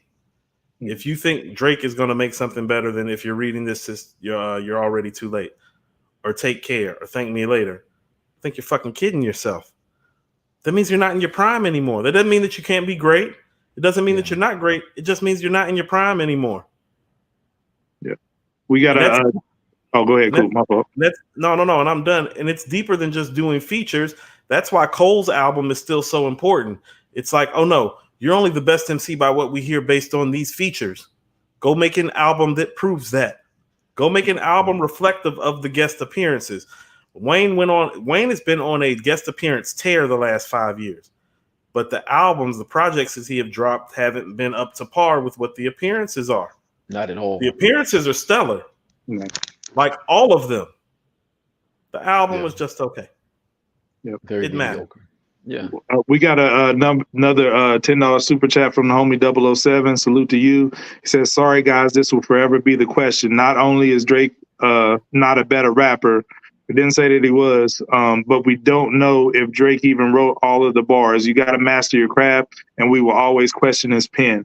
I can see still questioning his pen to a degree, but nobody, none of us ever considered Drake a better rapper than Kendrick. Like, let's be for real. Nobody even fixed their mouth to say that. But he's proved himself a worthy competitor. And like I said, hip hop fans, yes. And hip hop fans can't have it both ways. You can't overhype this as the best battle of all time and then say that one of its competitors is not even in the same realm or rate class as the other guy. That just doesn't add up. Okay. But to that point, would either, all right, Sean, to your point, would either of you consider any of these records, any of them, better than Takeover? No. God damn, that's crazy. Right. That's my point. Okay. And we know Ether's off the board. So therefore it can't it has the right. It has the quantity there, but the quality is not on the level of these diss records. So therefore, I don't know what Elliot's talking about, but it can't be the best battle of all time. He's another goofy. He's bought. I think a better comp would be like, well, is this better than Drop a Gem or Back Down? Yeah, absolutely. Not better than those. Not to me. The stakes were higher. But you mentioned it earlier. When I look at battles, I look at what are the stakes? Because if Drake comes back from this, if he continues to do what he do, well, the stakes high enough. When Nas and Jay went at it, the stakes are very high. Because if Nas did not respond with Ether, we might not be talking about Son like we talk about Son today. Because Jay was trying to take Nas out of here, period. And it wasn't on some, like, it was personal, but it was also on some rap shit because it was competition. Jay knew that for him to be the one, Nas had to go, like Nas said. So Nas had to respond the way he responded on Ether. No different than with Back Down to 50 and Ja. 50's mission was to take Ja out the game, period. All the way all of his energy was going directly into taking Ja out. So the stakes were so high because Ja was on such a high wave. Going triple every time. Every single time, effortlessly, physical copies walking, guys in the club singing Ja joints, the hooks. So for him to overnight the industry, rappers, including of course 50, led the charge, they all turn against Ja. And Ja is no more. Like people that don't know, they don't know that look at these goofies. People that don't know, they don't know. You know what I'm saying? So it's one of those things where I'm gonna say this so we can move on. One of your folks in the chat, cool. I don't know if you want to. They don't know me, so they might be addressing you. I saw A2HH in the comment. They don't. Real talk. Y'all see my head. I'm not a podcaster. Y'all don't know me, so don't at me with anything because I can pull up anywhere, anytime. But and my point I'm making is when 50 dropped Back Down, that whole thing was all about I'm taking him out of here. And I got Aftermath behind me, and we're going to do a concerted effort with Interscope to take him up out of here. I don't know if this is that. I think Kendrick is saying, I don't like this guy. I'm going to knock him off his pedestal, and that's it. He's too cocky. He's too arrogant. I'm taking him out of here. And the hip-hop community is saying, yeah, he's a little arrogant. He's a little cocky. Let's get him out of here. And everybody is getting behind Kendrick to push homie out of here. Yeah. It's a concerted effort. It's not, even if Kendrick does win this, do we look at it a certain way with an asterisk? And I'm just asking questions because technically he's had some help. You're right. Yeah. The industry and rappers, quite frankly, because here's the thing about the notoriety. Drake always gets to pull the card. Well, y'all are doing this about my notoriety because no matter what your notoriety is, no matter how high you think you sit up on this food chain of notoriety, your notoriety doesn't match mine, which means it looks like you're coming for me about my notoriety. Yeah. And Kendrick, he's rapping at a high level, and even if he's not acknowledging the help or doesn't want the help from everybody else, he's still getting it. So it kind of looks funny in a certain, and nobody's standing beside Drake right now. So I mean, it's kind of crazy, but yeah, we talked about if any of these. Oh, real quick, the $5 super chat from Michael Williams. Salute to you. It says, "Coop, by that logic, Nas and Jay were past their primes in 2001 too. 2001 Nas and Jay are not the same as 94 to 96 Nas and 96 to 97 Hove." Let me please answer that one. Goodness gracious. Please, I gotta put y'all back. Can you go ahead? Can you go ahead and fix that? Can you fix that? Did you know how big Paul's J was in 2001? Did you know who this guy was? We just had the draft, and Sean just took 2001 J over 96. Right. Okay, 97. 2001 J, in terms of notoriety, at the time that he had the notoriety, the only thing that had rivaled his notoriety in terms of how he was viewed by rap peers, rap media, and the public in general is only matched by 88 Rakim.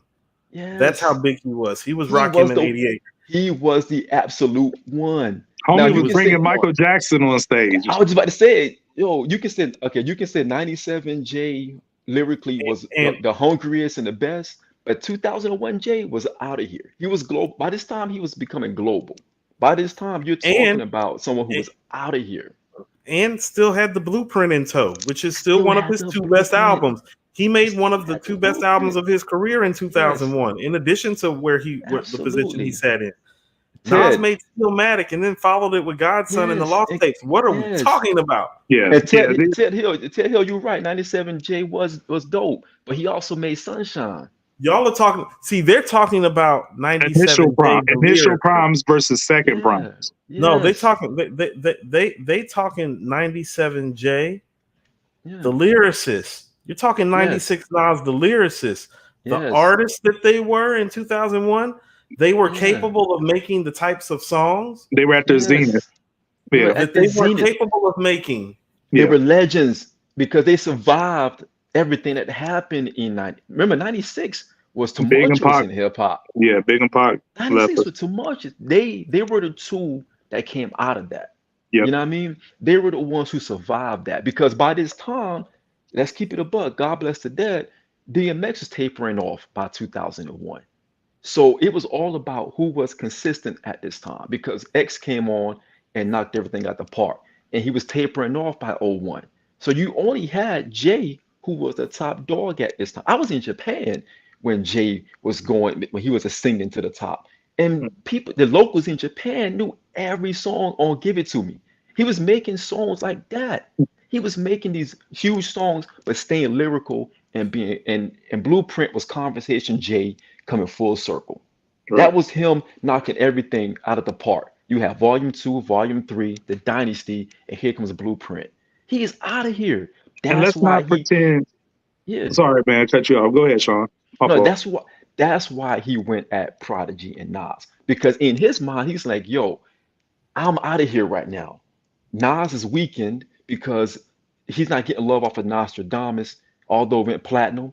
People are questioning him right now, although it's only a year apart, but this is my time to strike. Prodigy just came off of HNIC, which wasn't heralded as a great album. It was solid, it went gold, but it didn't go platinum as we projected to go platinum during that time. So Jay was like, okay, he's mine and he's mine. It's time for me to take them out the way so I can be the number one dog in front of every single body. There are no more questions. There are no more questions. Let me be the number one dog. And he did it. He misstepped. He didn't think Ether was going to come out. The rest is history. Yeah, he wanted to unify all the belts. He wanted to unify all the belts. That's it. Good way of putting it.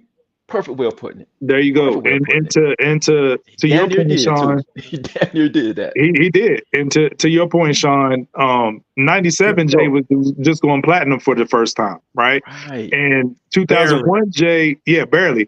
Barely. On top of that, I don't care what nobody say. Blueprint, people say there's no such thing as an instant classic. Yes, there is. Everybody who heard Blueprint put up facts. Everybody who heard Blueprint, the first time they listened to it, it's like, yo, this has all the makings of a classic. Right. So it was an instant classic out of the gate. It plays like a classic album more than song for song. It's like a classic album. It feels classic when you hear it. But we all knew when we first heard it. Yes. Reasonable Doubt was different. Reasonable Doubt is a retrospective classic. Like, It was a like it was moment. one of It those felt things it. when the ruler's back came on, You it felt was it. like You it knew. was like, oh, it Yes. was like, oh, it's on, it's on. Yes. Yeah. Yes. You knew. You as soon as it come on, you're like, oh my goodness, he got this, and then he H to the Izzo, he got that. Once You don't again, know he got ladies and that. gentlemen, this is what we call objectivity. This is three guys that Objectivity. think Nas is the GOAT, and we are Yes. waxing poetic about Not Jay right now. So not think. We know No, he's the GOAT, but I he love had Nas. He has Son in on the the ropes. figure. Yeah, he had him on I the love ropes. He had him Jay. in the figure four leg. Yo, he had him in I the figure love four. He had him in Jay. the Boston I still Crab play. I play lyrical exercise all the time, still to all the this day. time. Yeah, Listen, yeah. and again, that's I get it. I think I forgot the homie's name, but he was saying 97J. Yeah, 97J was special, but he also made I know what girls like. Can we get the super Before, chats? And yeah, the city is we'll get mine. the super Nasty chat. work. Then I want Good work. to Nasty and Sunshine. Oh, we'll get Yeah. the super chats, and then I got a and request from Stack. he did a video for he did a What for the city video is for mine? that The joint. guys that so say shit Yes, was Yeah. terrible. nasty. Nasty CJ the work. Kid with the $5 super chat. He said, "Isn't everyone MC, producers, singers, podcasters turning on Drake like Ja Rule?" That's Sean's point earlier. That's my point. There are even salsa versions of BBL Drizzy, the elimination of Drake.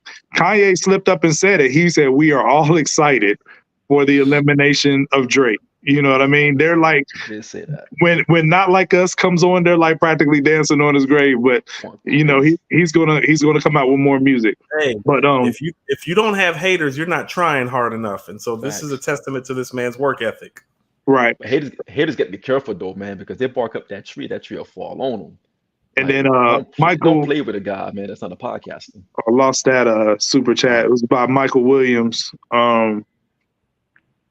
Let's see. We'll come back to that one. Oh yeah, here we go. Michael Williams said with the $5 super chat, appreciate it. I'm talking about lyrical prime about Nas and Jay in 2001. I know Jay was at a zenith in 2001 in terms of stardom. So that's fair. If you're talking about their lyrical primes, then you could argue 96 Nas is definitely his lyrical prime, and Absolutely. Yeah. 97 Hov. Like, yeah, if you're talking about lyrics. Before we move on from all the beef stuff, shout out to the homie Stacks. He was mentioning this list that the Ringer put out.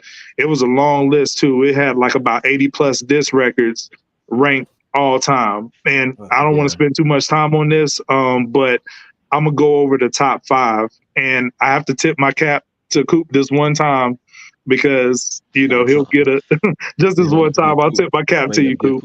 So what's number 1 on the list, AG? Well, I'm gonna get to that. Number 5 is Story of Adidon. Number 5 is Story of Adidon. Number 4 is Takeover, because I don't care what anybody says. Takeover is definitely like that. Takeover is a perfect record. Takeover is the top 5 disc record. Yeah, absolutely. Takeover is the top 5 disc record. Absolutely. Number 3 is Ether. And this is where I have to tip my cap to Coop. I'm not agreeing, but I'll give him the edge, because No Vaseline is number 2. And then number 1 would be Hit 'Em Up, which I think is mistaken. I think if it's not Ether, it has to be No Vaseline. That's crazy. Oh, I don't have Hit 'Em Up in my top 10. I think it's top 10, but I don't think it's in the top 5. But being that Story of Adidon is in the top 5, quick question, and then we'll move on. Are any of these Kendrick records towards Drake better than the Story of Adidon? No. I'm talking about Pusha, man. So this is for all the people that think I'm such a big Drake fan. People who know me know this. My favorite MC post Nas, his first prime, is probably Pusha T from 2006 all the way up into King's Disease 2. Pusha T's been my favorite MC for the better part of the last 15 years. So I'm actually a Pusha T guy. So I'm actually not like really technically a Drake guy, because Pusha T's actually been my favorite rapper of this generation. Okay. Like that's just for me. Infrared, Story of Adidon, and Exodus clear all of these records in my opinion. I can dig like it. all three of those records clear to me. But I'll tell you, when it comes to him, I'm biased because that's my favorite guy. You feel me? Like if I'm making my personal list, it's like, oh no, he's one of the dudes. It's like he might not make it top 10 all time, but be top 10 on my list. Yeah, yeah, And I it's can dig okay it. to I can dig it. admit your biases. If you Yeah, bias, stand no, on I'm that. biased. Don't say you bias and then No, don't act biased and say you objective. That's what I'm saying. So, Absolutely. like, for all the Drake talk, it's like I'm actually biased about Pusha T. Like, I'm a Pusha T fan. Right. Like, when Drake come to town, it's like, yeah, if I'm free, I'll go. When Pusha T yeah, come to town, it's like, I'm taking Ronald off. I'm Young. going. I'm the homie you talking about, Ronald Young. I apologize to hurt your feelings. My bad. That's the Queens in me. My apologies. I'm just aggressive. I'm working on that though. You Aren't we all? you go into therapy like Now I'm Kendrick. drinking water. I'm drinking more water. See, mental health is real. Yeah, And that's I'm why I working on didn't that. like. That's why I didn't like the Mr. Morale album, because it's like, no. I got my own mental health issues. Nobody wants to hear about your rich ass being depressed. Right. I Right. do apologize though. I apologize for anyone like out there who listen to what we talk about. If I offend anybody, I apologize. I love hip hop. I'm passionate about hip hop. I love my dudes.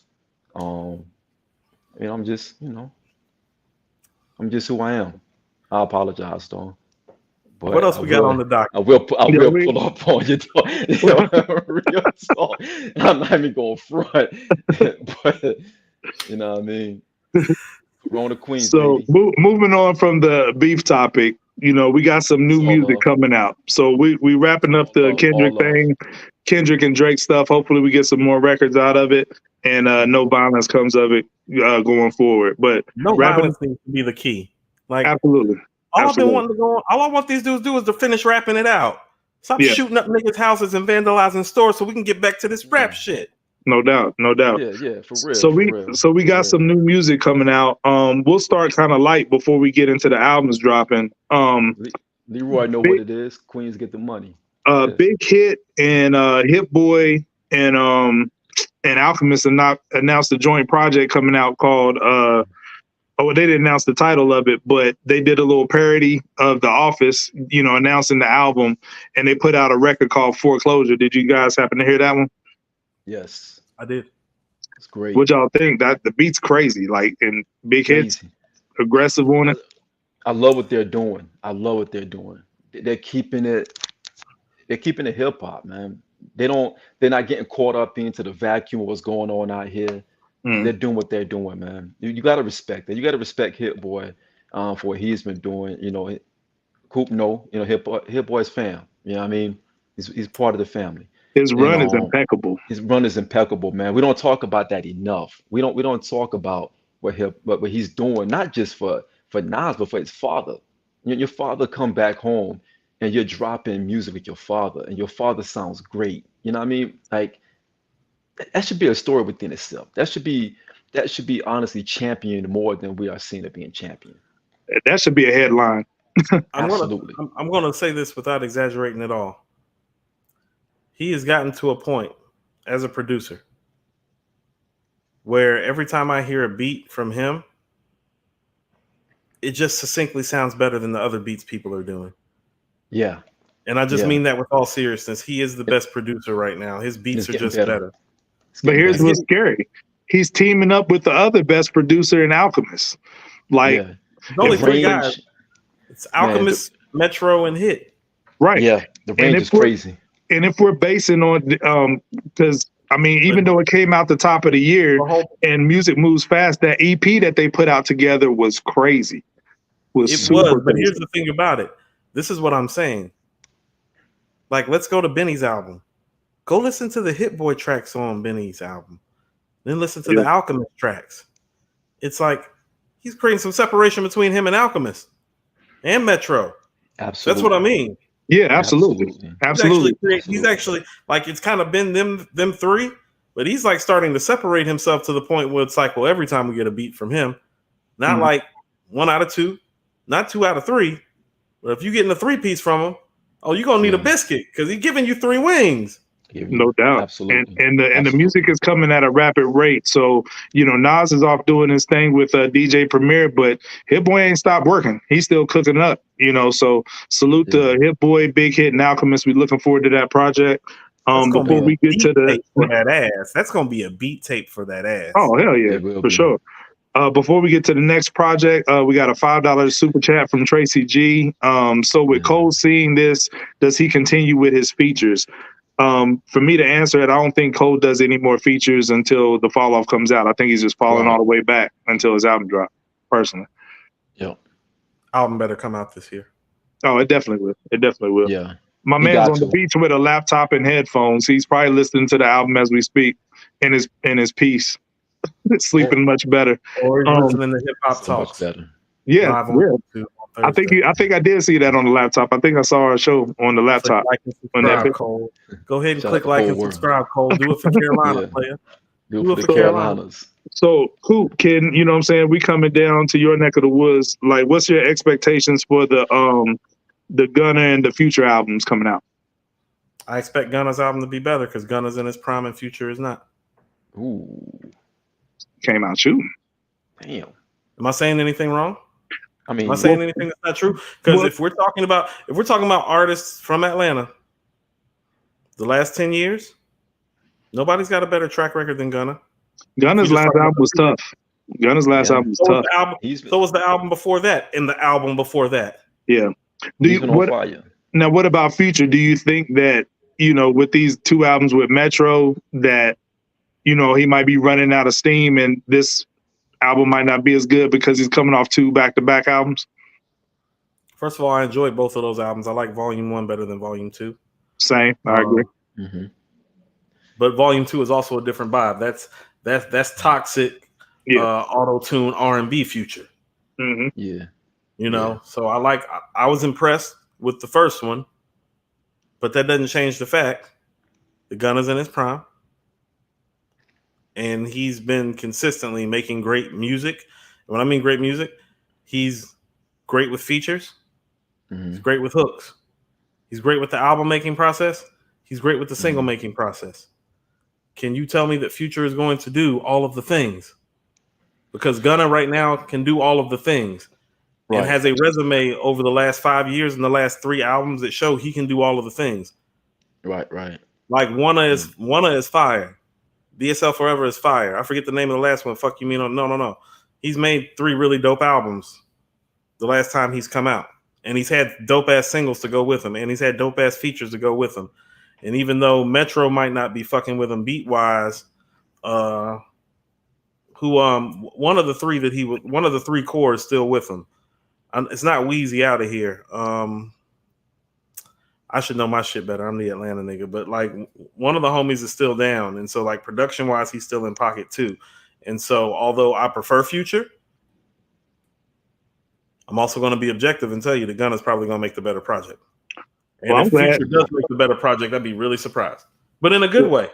Well, because you framed it like that, when I do get around to listen to them, they're not going to be the first thing I go to.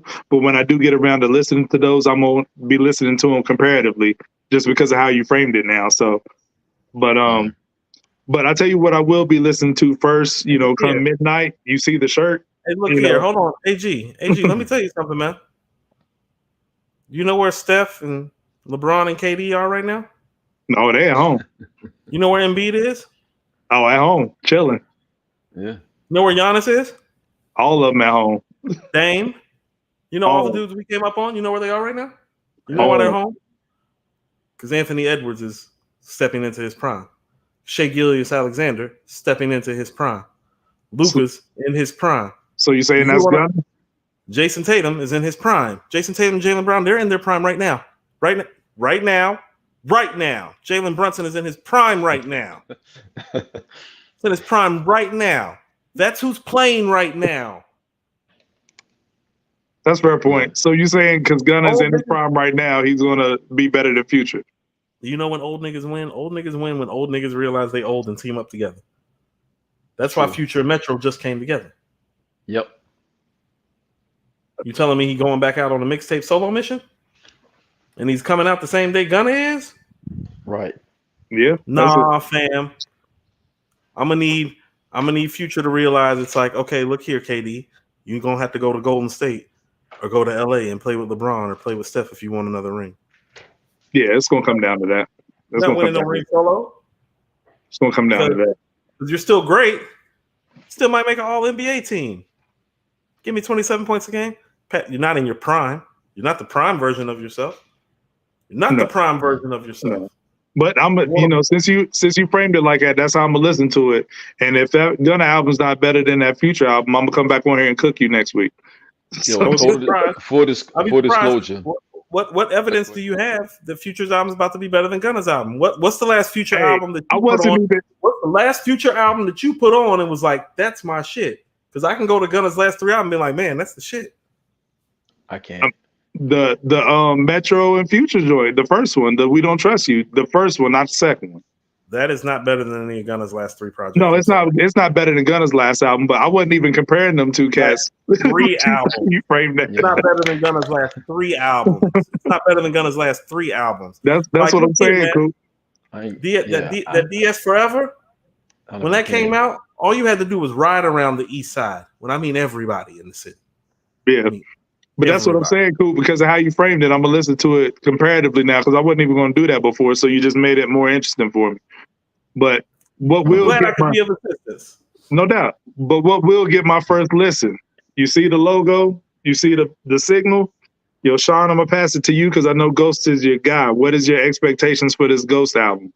I'm happy for it, man. Like, to go back to the Gunna thing, unless y'all tell me I have to listen to it so we can do a review, I'll listen to it. But I'm full disclosure, I'm being honest. I don't have expectations for Gunna or for Future album, respectfully. I may skim through it, but nah, you do the Kim to it, just skim through it. Skim through it, man. I may come on here and cap I know it, I listen to Drake it. don't get enough credit for that bar, man. Drake got bars in there for real. No doubt. I may come on here and try to coast with y'all, just to keep the conversation going. But I'm not gonna have much to say. But no, I'm excited for Ghost, man. This is his first project on Mass Appeal Records. Also part of the family. I'm excited for it. Like, my expectations for Ghost, y'all know Ghost. Nas is my number 1, of course.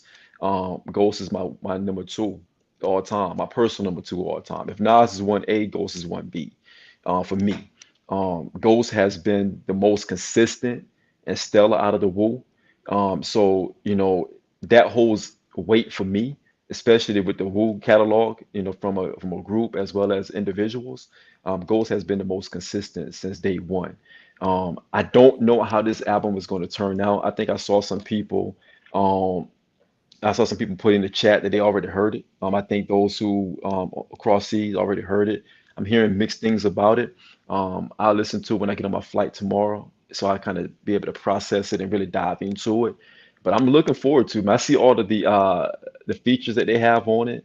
I wish there were more. I wish there was some RZA on there, man. Like Ghost and RZA, or even Ghost and True Master, a Ghost and Fourth Disciple. Like I just wanted something from that Wu lineage. Like, give me that nostalgia, because Ghost goes crazy on a True Master or RZA beat. And I wish I had that, to be honest. I don't know these other producers. I know he's working. I think Kanye is on one of the joints. I'm not sure if he's producing it. But you heard it already? No, he said, I'm sorry to hear that.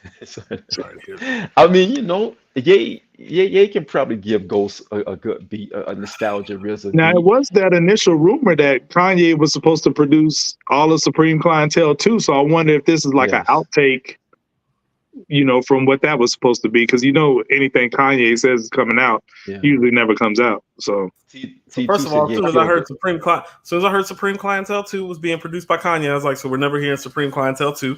Let's get to the next Ghost album. This is it. This is it. He's not wrong. He's not wrong. He's not. Yeah. He's not. So he's not. My main. Go ahead. T2 say OJ is on the album. Yeah, go ahead, please. So before I go, I want to list all the features that are on this album of notoriety. Yes. He's got Jim Jones. He's got Sheik. He's got Meth. He's got Ray. He's got October London, who I actually happen to like. The Marvin, the guy who sounds like Marvin. Yep. Nas. Kanye. Fat Joe. Ja Rule. AZ. Busta Rhymes. Remy Martin. Sean, I'm going to echo some of your sentiments. I'm not even saying I want to see RZA's production. When I see this guest lineup list, I'm like, no, I want to see RZA, the executive producer, piece these parts together for him, Supreme Clientele style.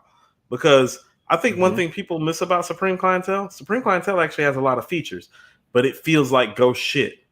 Right. Not this many. Not this many though. Not this many. That's why I read it out. But when you take on a task like this, because I love Ghost. He's more like 8, 9, 10 on my list somewhere all time. Right. Back into my top 10, objectively speaking, like for me. Okay. But with all these features, I'm worried about it not sounding like a Ghost album on some Wu-Tang shit. Right. Like I want to hear, I don't want to hear some Wu-Tang shit, but I do want to hear Ghost in his Wu-Tang chamber. Right. And all of these guest appearances make me worry, like, okay, so the Meth and the Ray joint is going to be the Wu-Tang shit, and the rest of it's going to be kind of around the place. And if it's going to be around the place, I would prefer a mind like RZA have those executive producer controls to kind of piece kind of and parse through it. Yeah, put his hands on the project, not even necessarily the beats.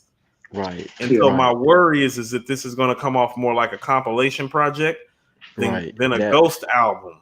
Right. But Ghost is a strong enough personality that it can still feel like a Ghost album. Yes.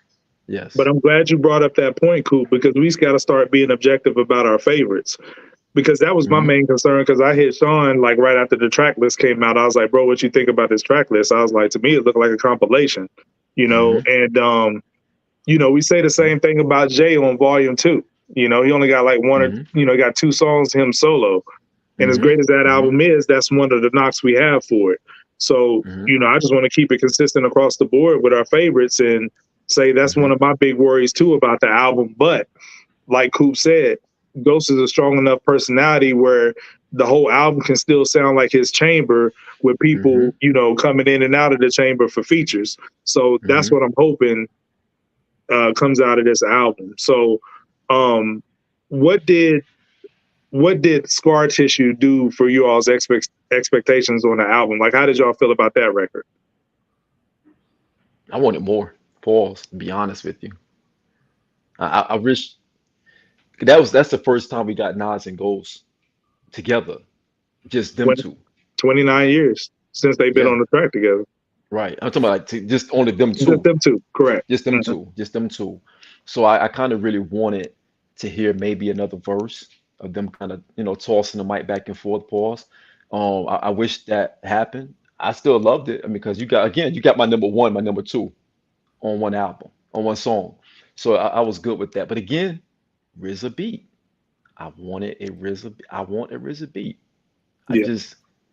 That's my only thing. That's my only take back from it. Nas sounded like Nas. I mean, he sounded like Nasty. You know, when Nas rap alongside someone like a Ray or a Ghost, his octaves go up a little bit more. You know, he gets a little bit more grungy. You know what I mean? He you can tell that he's reaching into that space that he has. And I feel like that's what he gave us on that record. And honestly, I think he washed Ghost on that joint too, in that verse easily. I'm gonna get to that. Coop, what you got, bro? Okay, so this is a record. I like the record. I don't love it. It's just good to me. It's nothing special. Yeah. From 2 special guys. So my expectation is special when 2 special guys to get together. Yeah. Even though I know you're not always going to get that. Okay, so I'm a little worried about Ghost because Nas sounds better than him now, more so than he ever did. Like Ghost is around for peak Nas, 95, 96. You know what I mean? Like he's around for that guy, and he can box with that guy. This guy can't box with this version of Nas, and although this version of Nas is a special dude and kind of like a case study unto itself, the thing that bothered me most about the record is that vocally, we don't even got to break down the bars. Vocally, Nas has kept himself preserved more than Ghost has. Ghost sounds different. Yeah. Ghost sounds a little different. Like his voice is more gravelly now. It doesn't pierce the way that it used to. And about that, I think there may need to be a little bit more style adaptation to fit the voice change that we hear taking place. And so when you put him on a record and Nas still sound like he's 25, you know what I'm saying? That doesn't balance out the record well. And that's why I'm worried for this project. Bar-wise, Ghost sounds more like 93 to 96 Ghost in the sense that there's no Tony Stark's supercalifragilistic vernacular going on with Mm. Ghost on this record. It's kind of closer to Enter the Wu-Tang, Iron Man, Purple Tape Ghost in terms of the straightforward, rough edge approach that he used to Mhm. employ. Mhm. And I don't mind the style. I'm just hoping that vocally, because he's not where he used to be, that there's going to be some switch ups in delivery and pace, because Mhm. it doesn't hit the same when he punches, because his Mhm. voice is not piercing through like it used to. Yeah. Yes. Yeah. Yeah. Yeah. I'm Yeah. glad you all said that because I'm gonna echo the same sentiments. My expectation level for this record was, I don't want to say it was out the roof, but it was really high. Um, Right. you As know, it should be. two of the top MCs ever that have great chemistry with one another. You know, I thought it'd be an easy knock out of the park. But when I first heard the record, I was just like, you know, it's cool, it's okay. To Sean's point, I was like, it's too short. You know, verses could have been longer, what have you. Um, then I listened, you know, that was in headphones and in the crib. Then I listened to it in the whip. It changed for me. Like, you know, I was liking the song a little bit more, liking the production a little bit more. But to your all's Mhm. point about the bars, um, I felt like Ghost tried to come with a certain level of energy. I could tell, you know, he was, you know, trying to attack the track. But to Coop's Mhm. point, it's just something in his voice that's not as piercing as it used to be, you know, Yeah. with the change. Yeah. You know, and that happens to us as we get older or whatever, you know, like we said, Yeah. take care of your bodies or what have you. But the key difference is getting your reps in, getting your shots up in the gym. Nas No is coming doubt. off 6 straight albums in the last few years. He's been putting a lot of shots up. You know, Yeah. Ghost, on the other hand, he's been active his whole career, but his levels to it. One guy's been recorded 80 plus songs in the past few years. So No doubt. you can hear that difference, that gap between them on the track. And, you know, to Coop's point, it was a little bit more disparaging than I would than I would have liked it to be, but it's a big gap on the track. Um, Hey, it's the difference between recording 100 songs over the course of the last 3 years versus recording 100 verses over the course of the last 3 years. that is a Right. fact. And I Yeah. think He's the last time we heard this was on Office Hours. Because although 50 still sounded dope in his delivery to a degree, you could tell he hadn't been in the gym, the proverbial, you know, lyrical gym yeah. like Nas has been over those past, you know, 5 albums. So Yeah, but he Mhm. also rapping up against one of the greatest of all time. He also rapping against absolutely, someone who's in a Okay, so different pocket right now. so you're right. but okay, so can I tell you the most troubling thing? Well, that's not a great Nas verse, and he's still stunning on Ghost. Right. Yeah, Right. He Like just a that, yeah. like literally, like not exaggerating at all. Yeah. Almost every verse on KD3 and Magic 3 is better than that verse. Like every Yeah. verse on those albums. Right. And that's the yeah. That's what I'm saying. Like it's just he didn't pop up on there to give us, something that was gonna be lyrical miracle or something that's gonna blow your mind. It's like, yo, I'm just gonna get straight to it, get grungy with it. well, I'm And glad he didn't, because if he did that, then what would the gap look like? we would have had the same conversation we had with 50 because people hated on office hours because of 50. You know what I mean? We were banking on office hours from the camp for it to do numbers. But then when the fans, you gotta support regardless. But when the fans started talking crazy about 50 messing the song up, it slowed down the traction of office hours. Office Hours is one of those records that should have been a classic, and that's how people feel about it. Absolutely. Mhm. Absolutely. Absolutely. But we also talking about 50 who hasn't been 50 in such a long time. The Right. motivation is not there. This guy making money off of TV shows and everything. You know what I mean? And 50 is not the same. He's not, and again, Nas is in lyrical combat at this point. He's been prepping. He's been doing this. He's been on his rounds. 50 has been on rounds like that. So No, putting him up against Nas that's a tough battle. That's a for tough battle sure, to be on the same track. for It's tough sure. Honestly, for anybody right now. for anybody. This guy's touring. He's got album mode right now. You know what I'm saying? Just came off of six bangers. You know what I mean? He's doing Lucy's in between. He's giving master classes on how to like write rhymes and how He's to doing bridge. everything. Doing everything. He's like literally plugged in. He's plugged Greatest in. MC of all So time. greatest MC of all time. He's in his weight class right now, coasting. really Right. easy. He's in good condition. He's conditioned right now. These other guys are not conditioned. Yeah. Mhm. So Yeah. does that wrap up the expectations for Ghost? Does anybody want to add anything? I know we talked about Conway the last show. Does anybody want to add anything about the Conway album expectations? I'm looking forward to that one too. I'm looking forward to that. I'm very curious how this is going to sound. I wonder if Conway is going to go the Benny route and and try to have a more robust sound this time around, as opposed So to the last. so we're having this prime conversation again. So Mm-hmm. Conway's album should sound better than Ghost album. It should. It should. Yeah, It should. It should. absolutely. It should. Conway album should be better than Ghost album. It should. So It so should. my expectation is that Conway's album is going to be better than Ghost album. And so people are like, "Oh no, that's blasphemy." It's like, no, it's not. You're thinking Yeah. about Fish Scale Ghostface. You're thinking about Right. Supreme Clientele, Bulletproof Wallet, Purple Tape, Iron Man Ghostface, Wu-Tang Forever Ghostface. It's like, Right. you don't know if that Ghostface still exists. See, people think that I was biased towards Kendrick. Like, no, I ask these legitimate questions about any MC that's proven that they have a level that very few people can get to, because they have to understand that's the level that you're judged against. Right. You're not judged. Like, I'm not judging Ghost based on anybody else's level. Mhm. I'm judging Ghost based on Ghost level. Yeah, once you reach a That's certain Iron point, Man. yeah, That's Bingo. Supreme. That's Bulletproof. Right. That's Big Right. Scale. That's Big Doe Right. Rehab. That's Pretty Tony Right. album. Yes.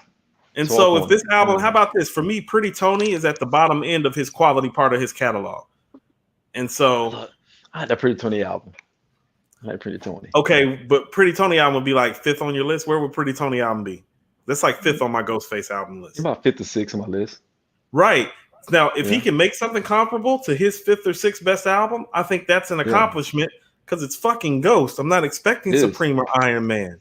do you think he Hell, can make something on the level of Fish Scale? yeah, I mean, he did with No. 12 Reasons to Die. Go back and listen to 12 Reasons to Die. Like, even the I like Brown 12 tape. Reasons to Die. I don't think it's Fish Scale level, just because I feel like the production Yeah. on Fish Scale, 12 Reasons to Die is like, that's towards the bottom of my list when it comes to Ghost. like Fish Scale's got Shaky Dog, it's This got dude Kilo is with Ray, it's every- got the Champ every that Just freaking Blaze week he does produced. something different. 9 Milli Brothers. 9 Milli Brothers might be the last truly great Wu-Tang posse cut that we got. Yeah, I can't. It's got Pretty Ragu, Ray and Ghost United. It's got the Underwater track.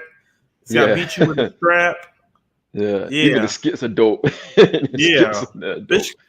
For me, Fish Scale is his last masterpiece. I love Fish Scale. I love Fish Scale. Fish Scale, Pretty Tony Fish Scale. album is special too, but I like Fish Scale better. Like Fish Scale Yeah. to me is fourth on his list, third or fourth. Like it's for me, it's Supreme, Iron Man, and then it's Bulletproof or Fish Scale, depending on how you feel. I would go Bulletproof, Fish Scale, then Pretty Tony. Yeah, that's my order. Is Supreme, Iron Man, Bulletproof, Fish Scale, Pretty Tony. Yeah, we agree on something good. So now we're going to transition into some stuff we may or may not agree about, but you know, AAG, I don't know if we don't need to call it because it's already 11. Yeah. We might have It's to. 10. oh, we want to hold 10 my this one. time.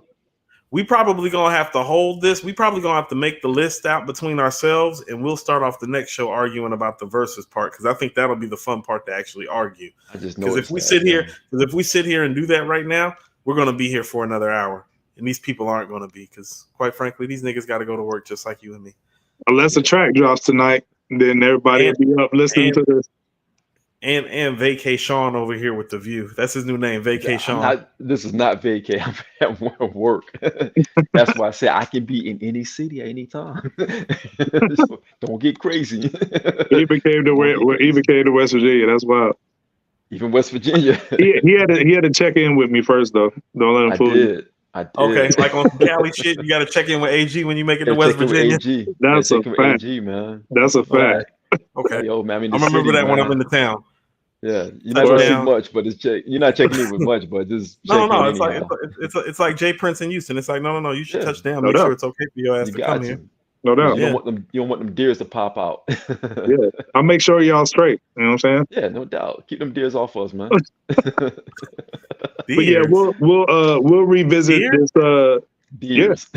There's some in my yard probably right now, bro. Like, Right. it's, That's a I check-in. can't. I mean, there are deer tracks by my trash can every fucking night. Everybody knows I live in Yeah. the woods from years of watching me. It's like I'm up in the cut. yeah, So, for sure, for sure. Yeah. But we'll revisit this list and format it. You know, we might Yeah. have some more diss tracks to talk about next week. But yeah, let's call it right here, gentlemen. Unless y'all got any closing remarks. I do. Shout out to everyone who pulled up and listened to the show. Thank you all for supporting. We're still growing as a team. Pause. We actually have a lot of downloads on Apple. So those of you who actually download on the Apple, we appreciate that as well. We had 785 downloads in 2 days for our last show. We also at 1,000. Matter of fact, I think we just hit 1,000 on the Apple download. So we appreciate the love. Shout out to Apple, shout out to Spotify, shout out to Amazon Prime, shout out to everybody who rocks with us. And we support everybody who rocks with us hey, as well. hey, Sean. Yes, Hey, sir. Sean. Yeah, I want to say shout out to you, and here's yeah. why I'm going to tell you shout out to you, because of the way that you've been handling all the behind scenes stuff between us, between everybody. Okay. So Sean is kind of like Sean is on this pod with us, but in a lot of ways, like Sean is like our head coach. You know, Sean is our point guard. He's the guy that navigates all of our shit behind the scenes, and it's refreshing for me the way that you share all the information. Like, we all know what's going on with downloads, YouTube's, monetization, hours, super chats. Like, as a businessman, I respect you as a businessman because you've kept us covered and informed at all times. It's like if we see a spike in something, you're like, here's what our numbers look like over here. Like, immediately. Like, as soon as you get the numbers, you bring everything like to us and keep it informational and educational for us and keep us in the loop about everything. And so we're galvanized behind the fact that it's like, of all the behind the scenes work you do, I feel the same way about Stacks and what Stacks is doing behind the scenes. Same thing with what Andrew is doing. Andrew nickname Sean need to be Chop and Screw, because he chops up our videos. Because he chops up our videos and he never screws up. Word. That's a fact. Our chopped up videos are always on point. Chop and Screw Andrew. And so, like, just shout out to the whole team. It's like what we're building and what we're putting together. It's not just us coming up here. We literally are planning behind the scenes. You know, absolutely. A certain young lady be on our neck behind the scenes. Right, talking crazy, animal thug, talking crazy, man. You want to talk about some queens get the money? You want to talk about some queens get the money? She'd be like, "Nigga, is there any even money in what you talking about?" Right, for no reason. for no reason. It's like, I was like, "Yo, I said I was getting Chinese food." She like, "I know, but let's get money." Yeah, animal thug, man. No, I appreciate that, bro. So we got a whole team, but no, shout out to you, Sean. You know what I'm saying? Because you be handling a lot of stuff behind the scenes for us. And part of what makes it so easy to come out here up front and have the good time that we do is because all our behind the scenes are well covered. So, no doubt. Appreciate that, bro. Appreciate y'all. Keep doing what y'all doing, man. And let's continue to get this money. So, we out. Peace. Appreciate y'all. Continue to like, share, subscribe, all those great things. And I'll be back next week. Peace, y'all. Put us up in your algorithm. Yeah.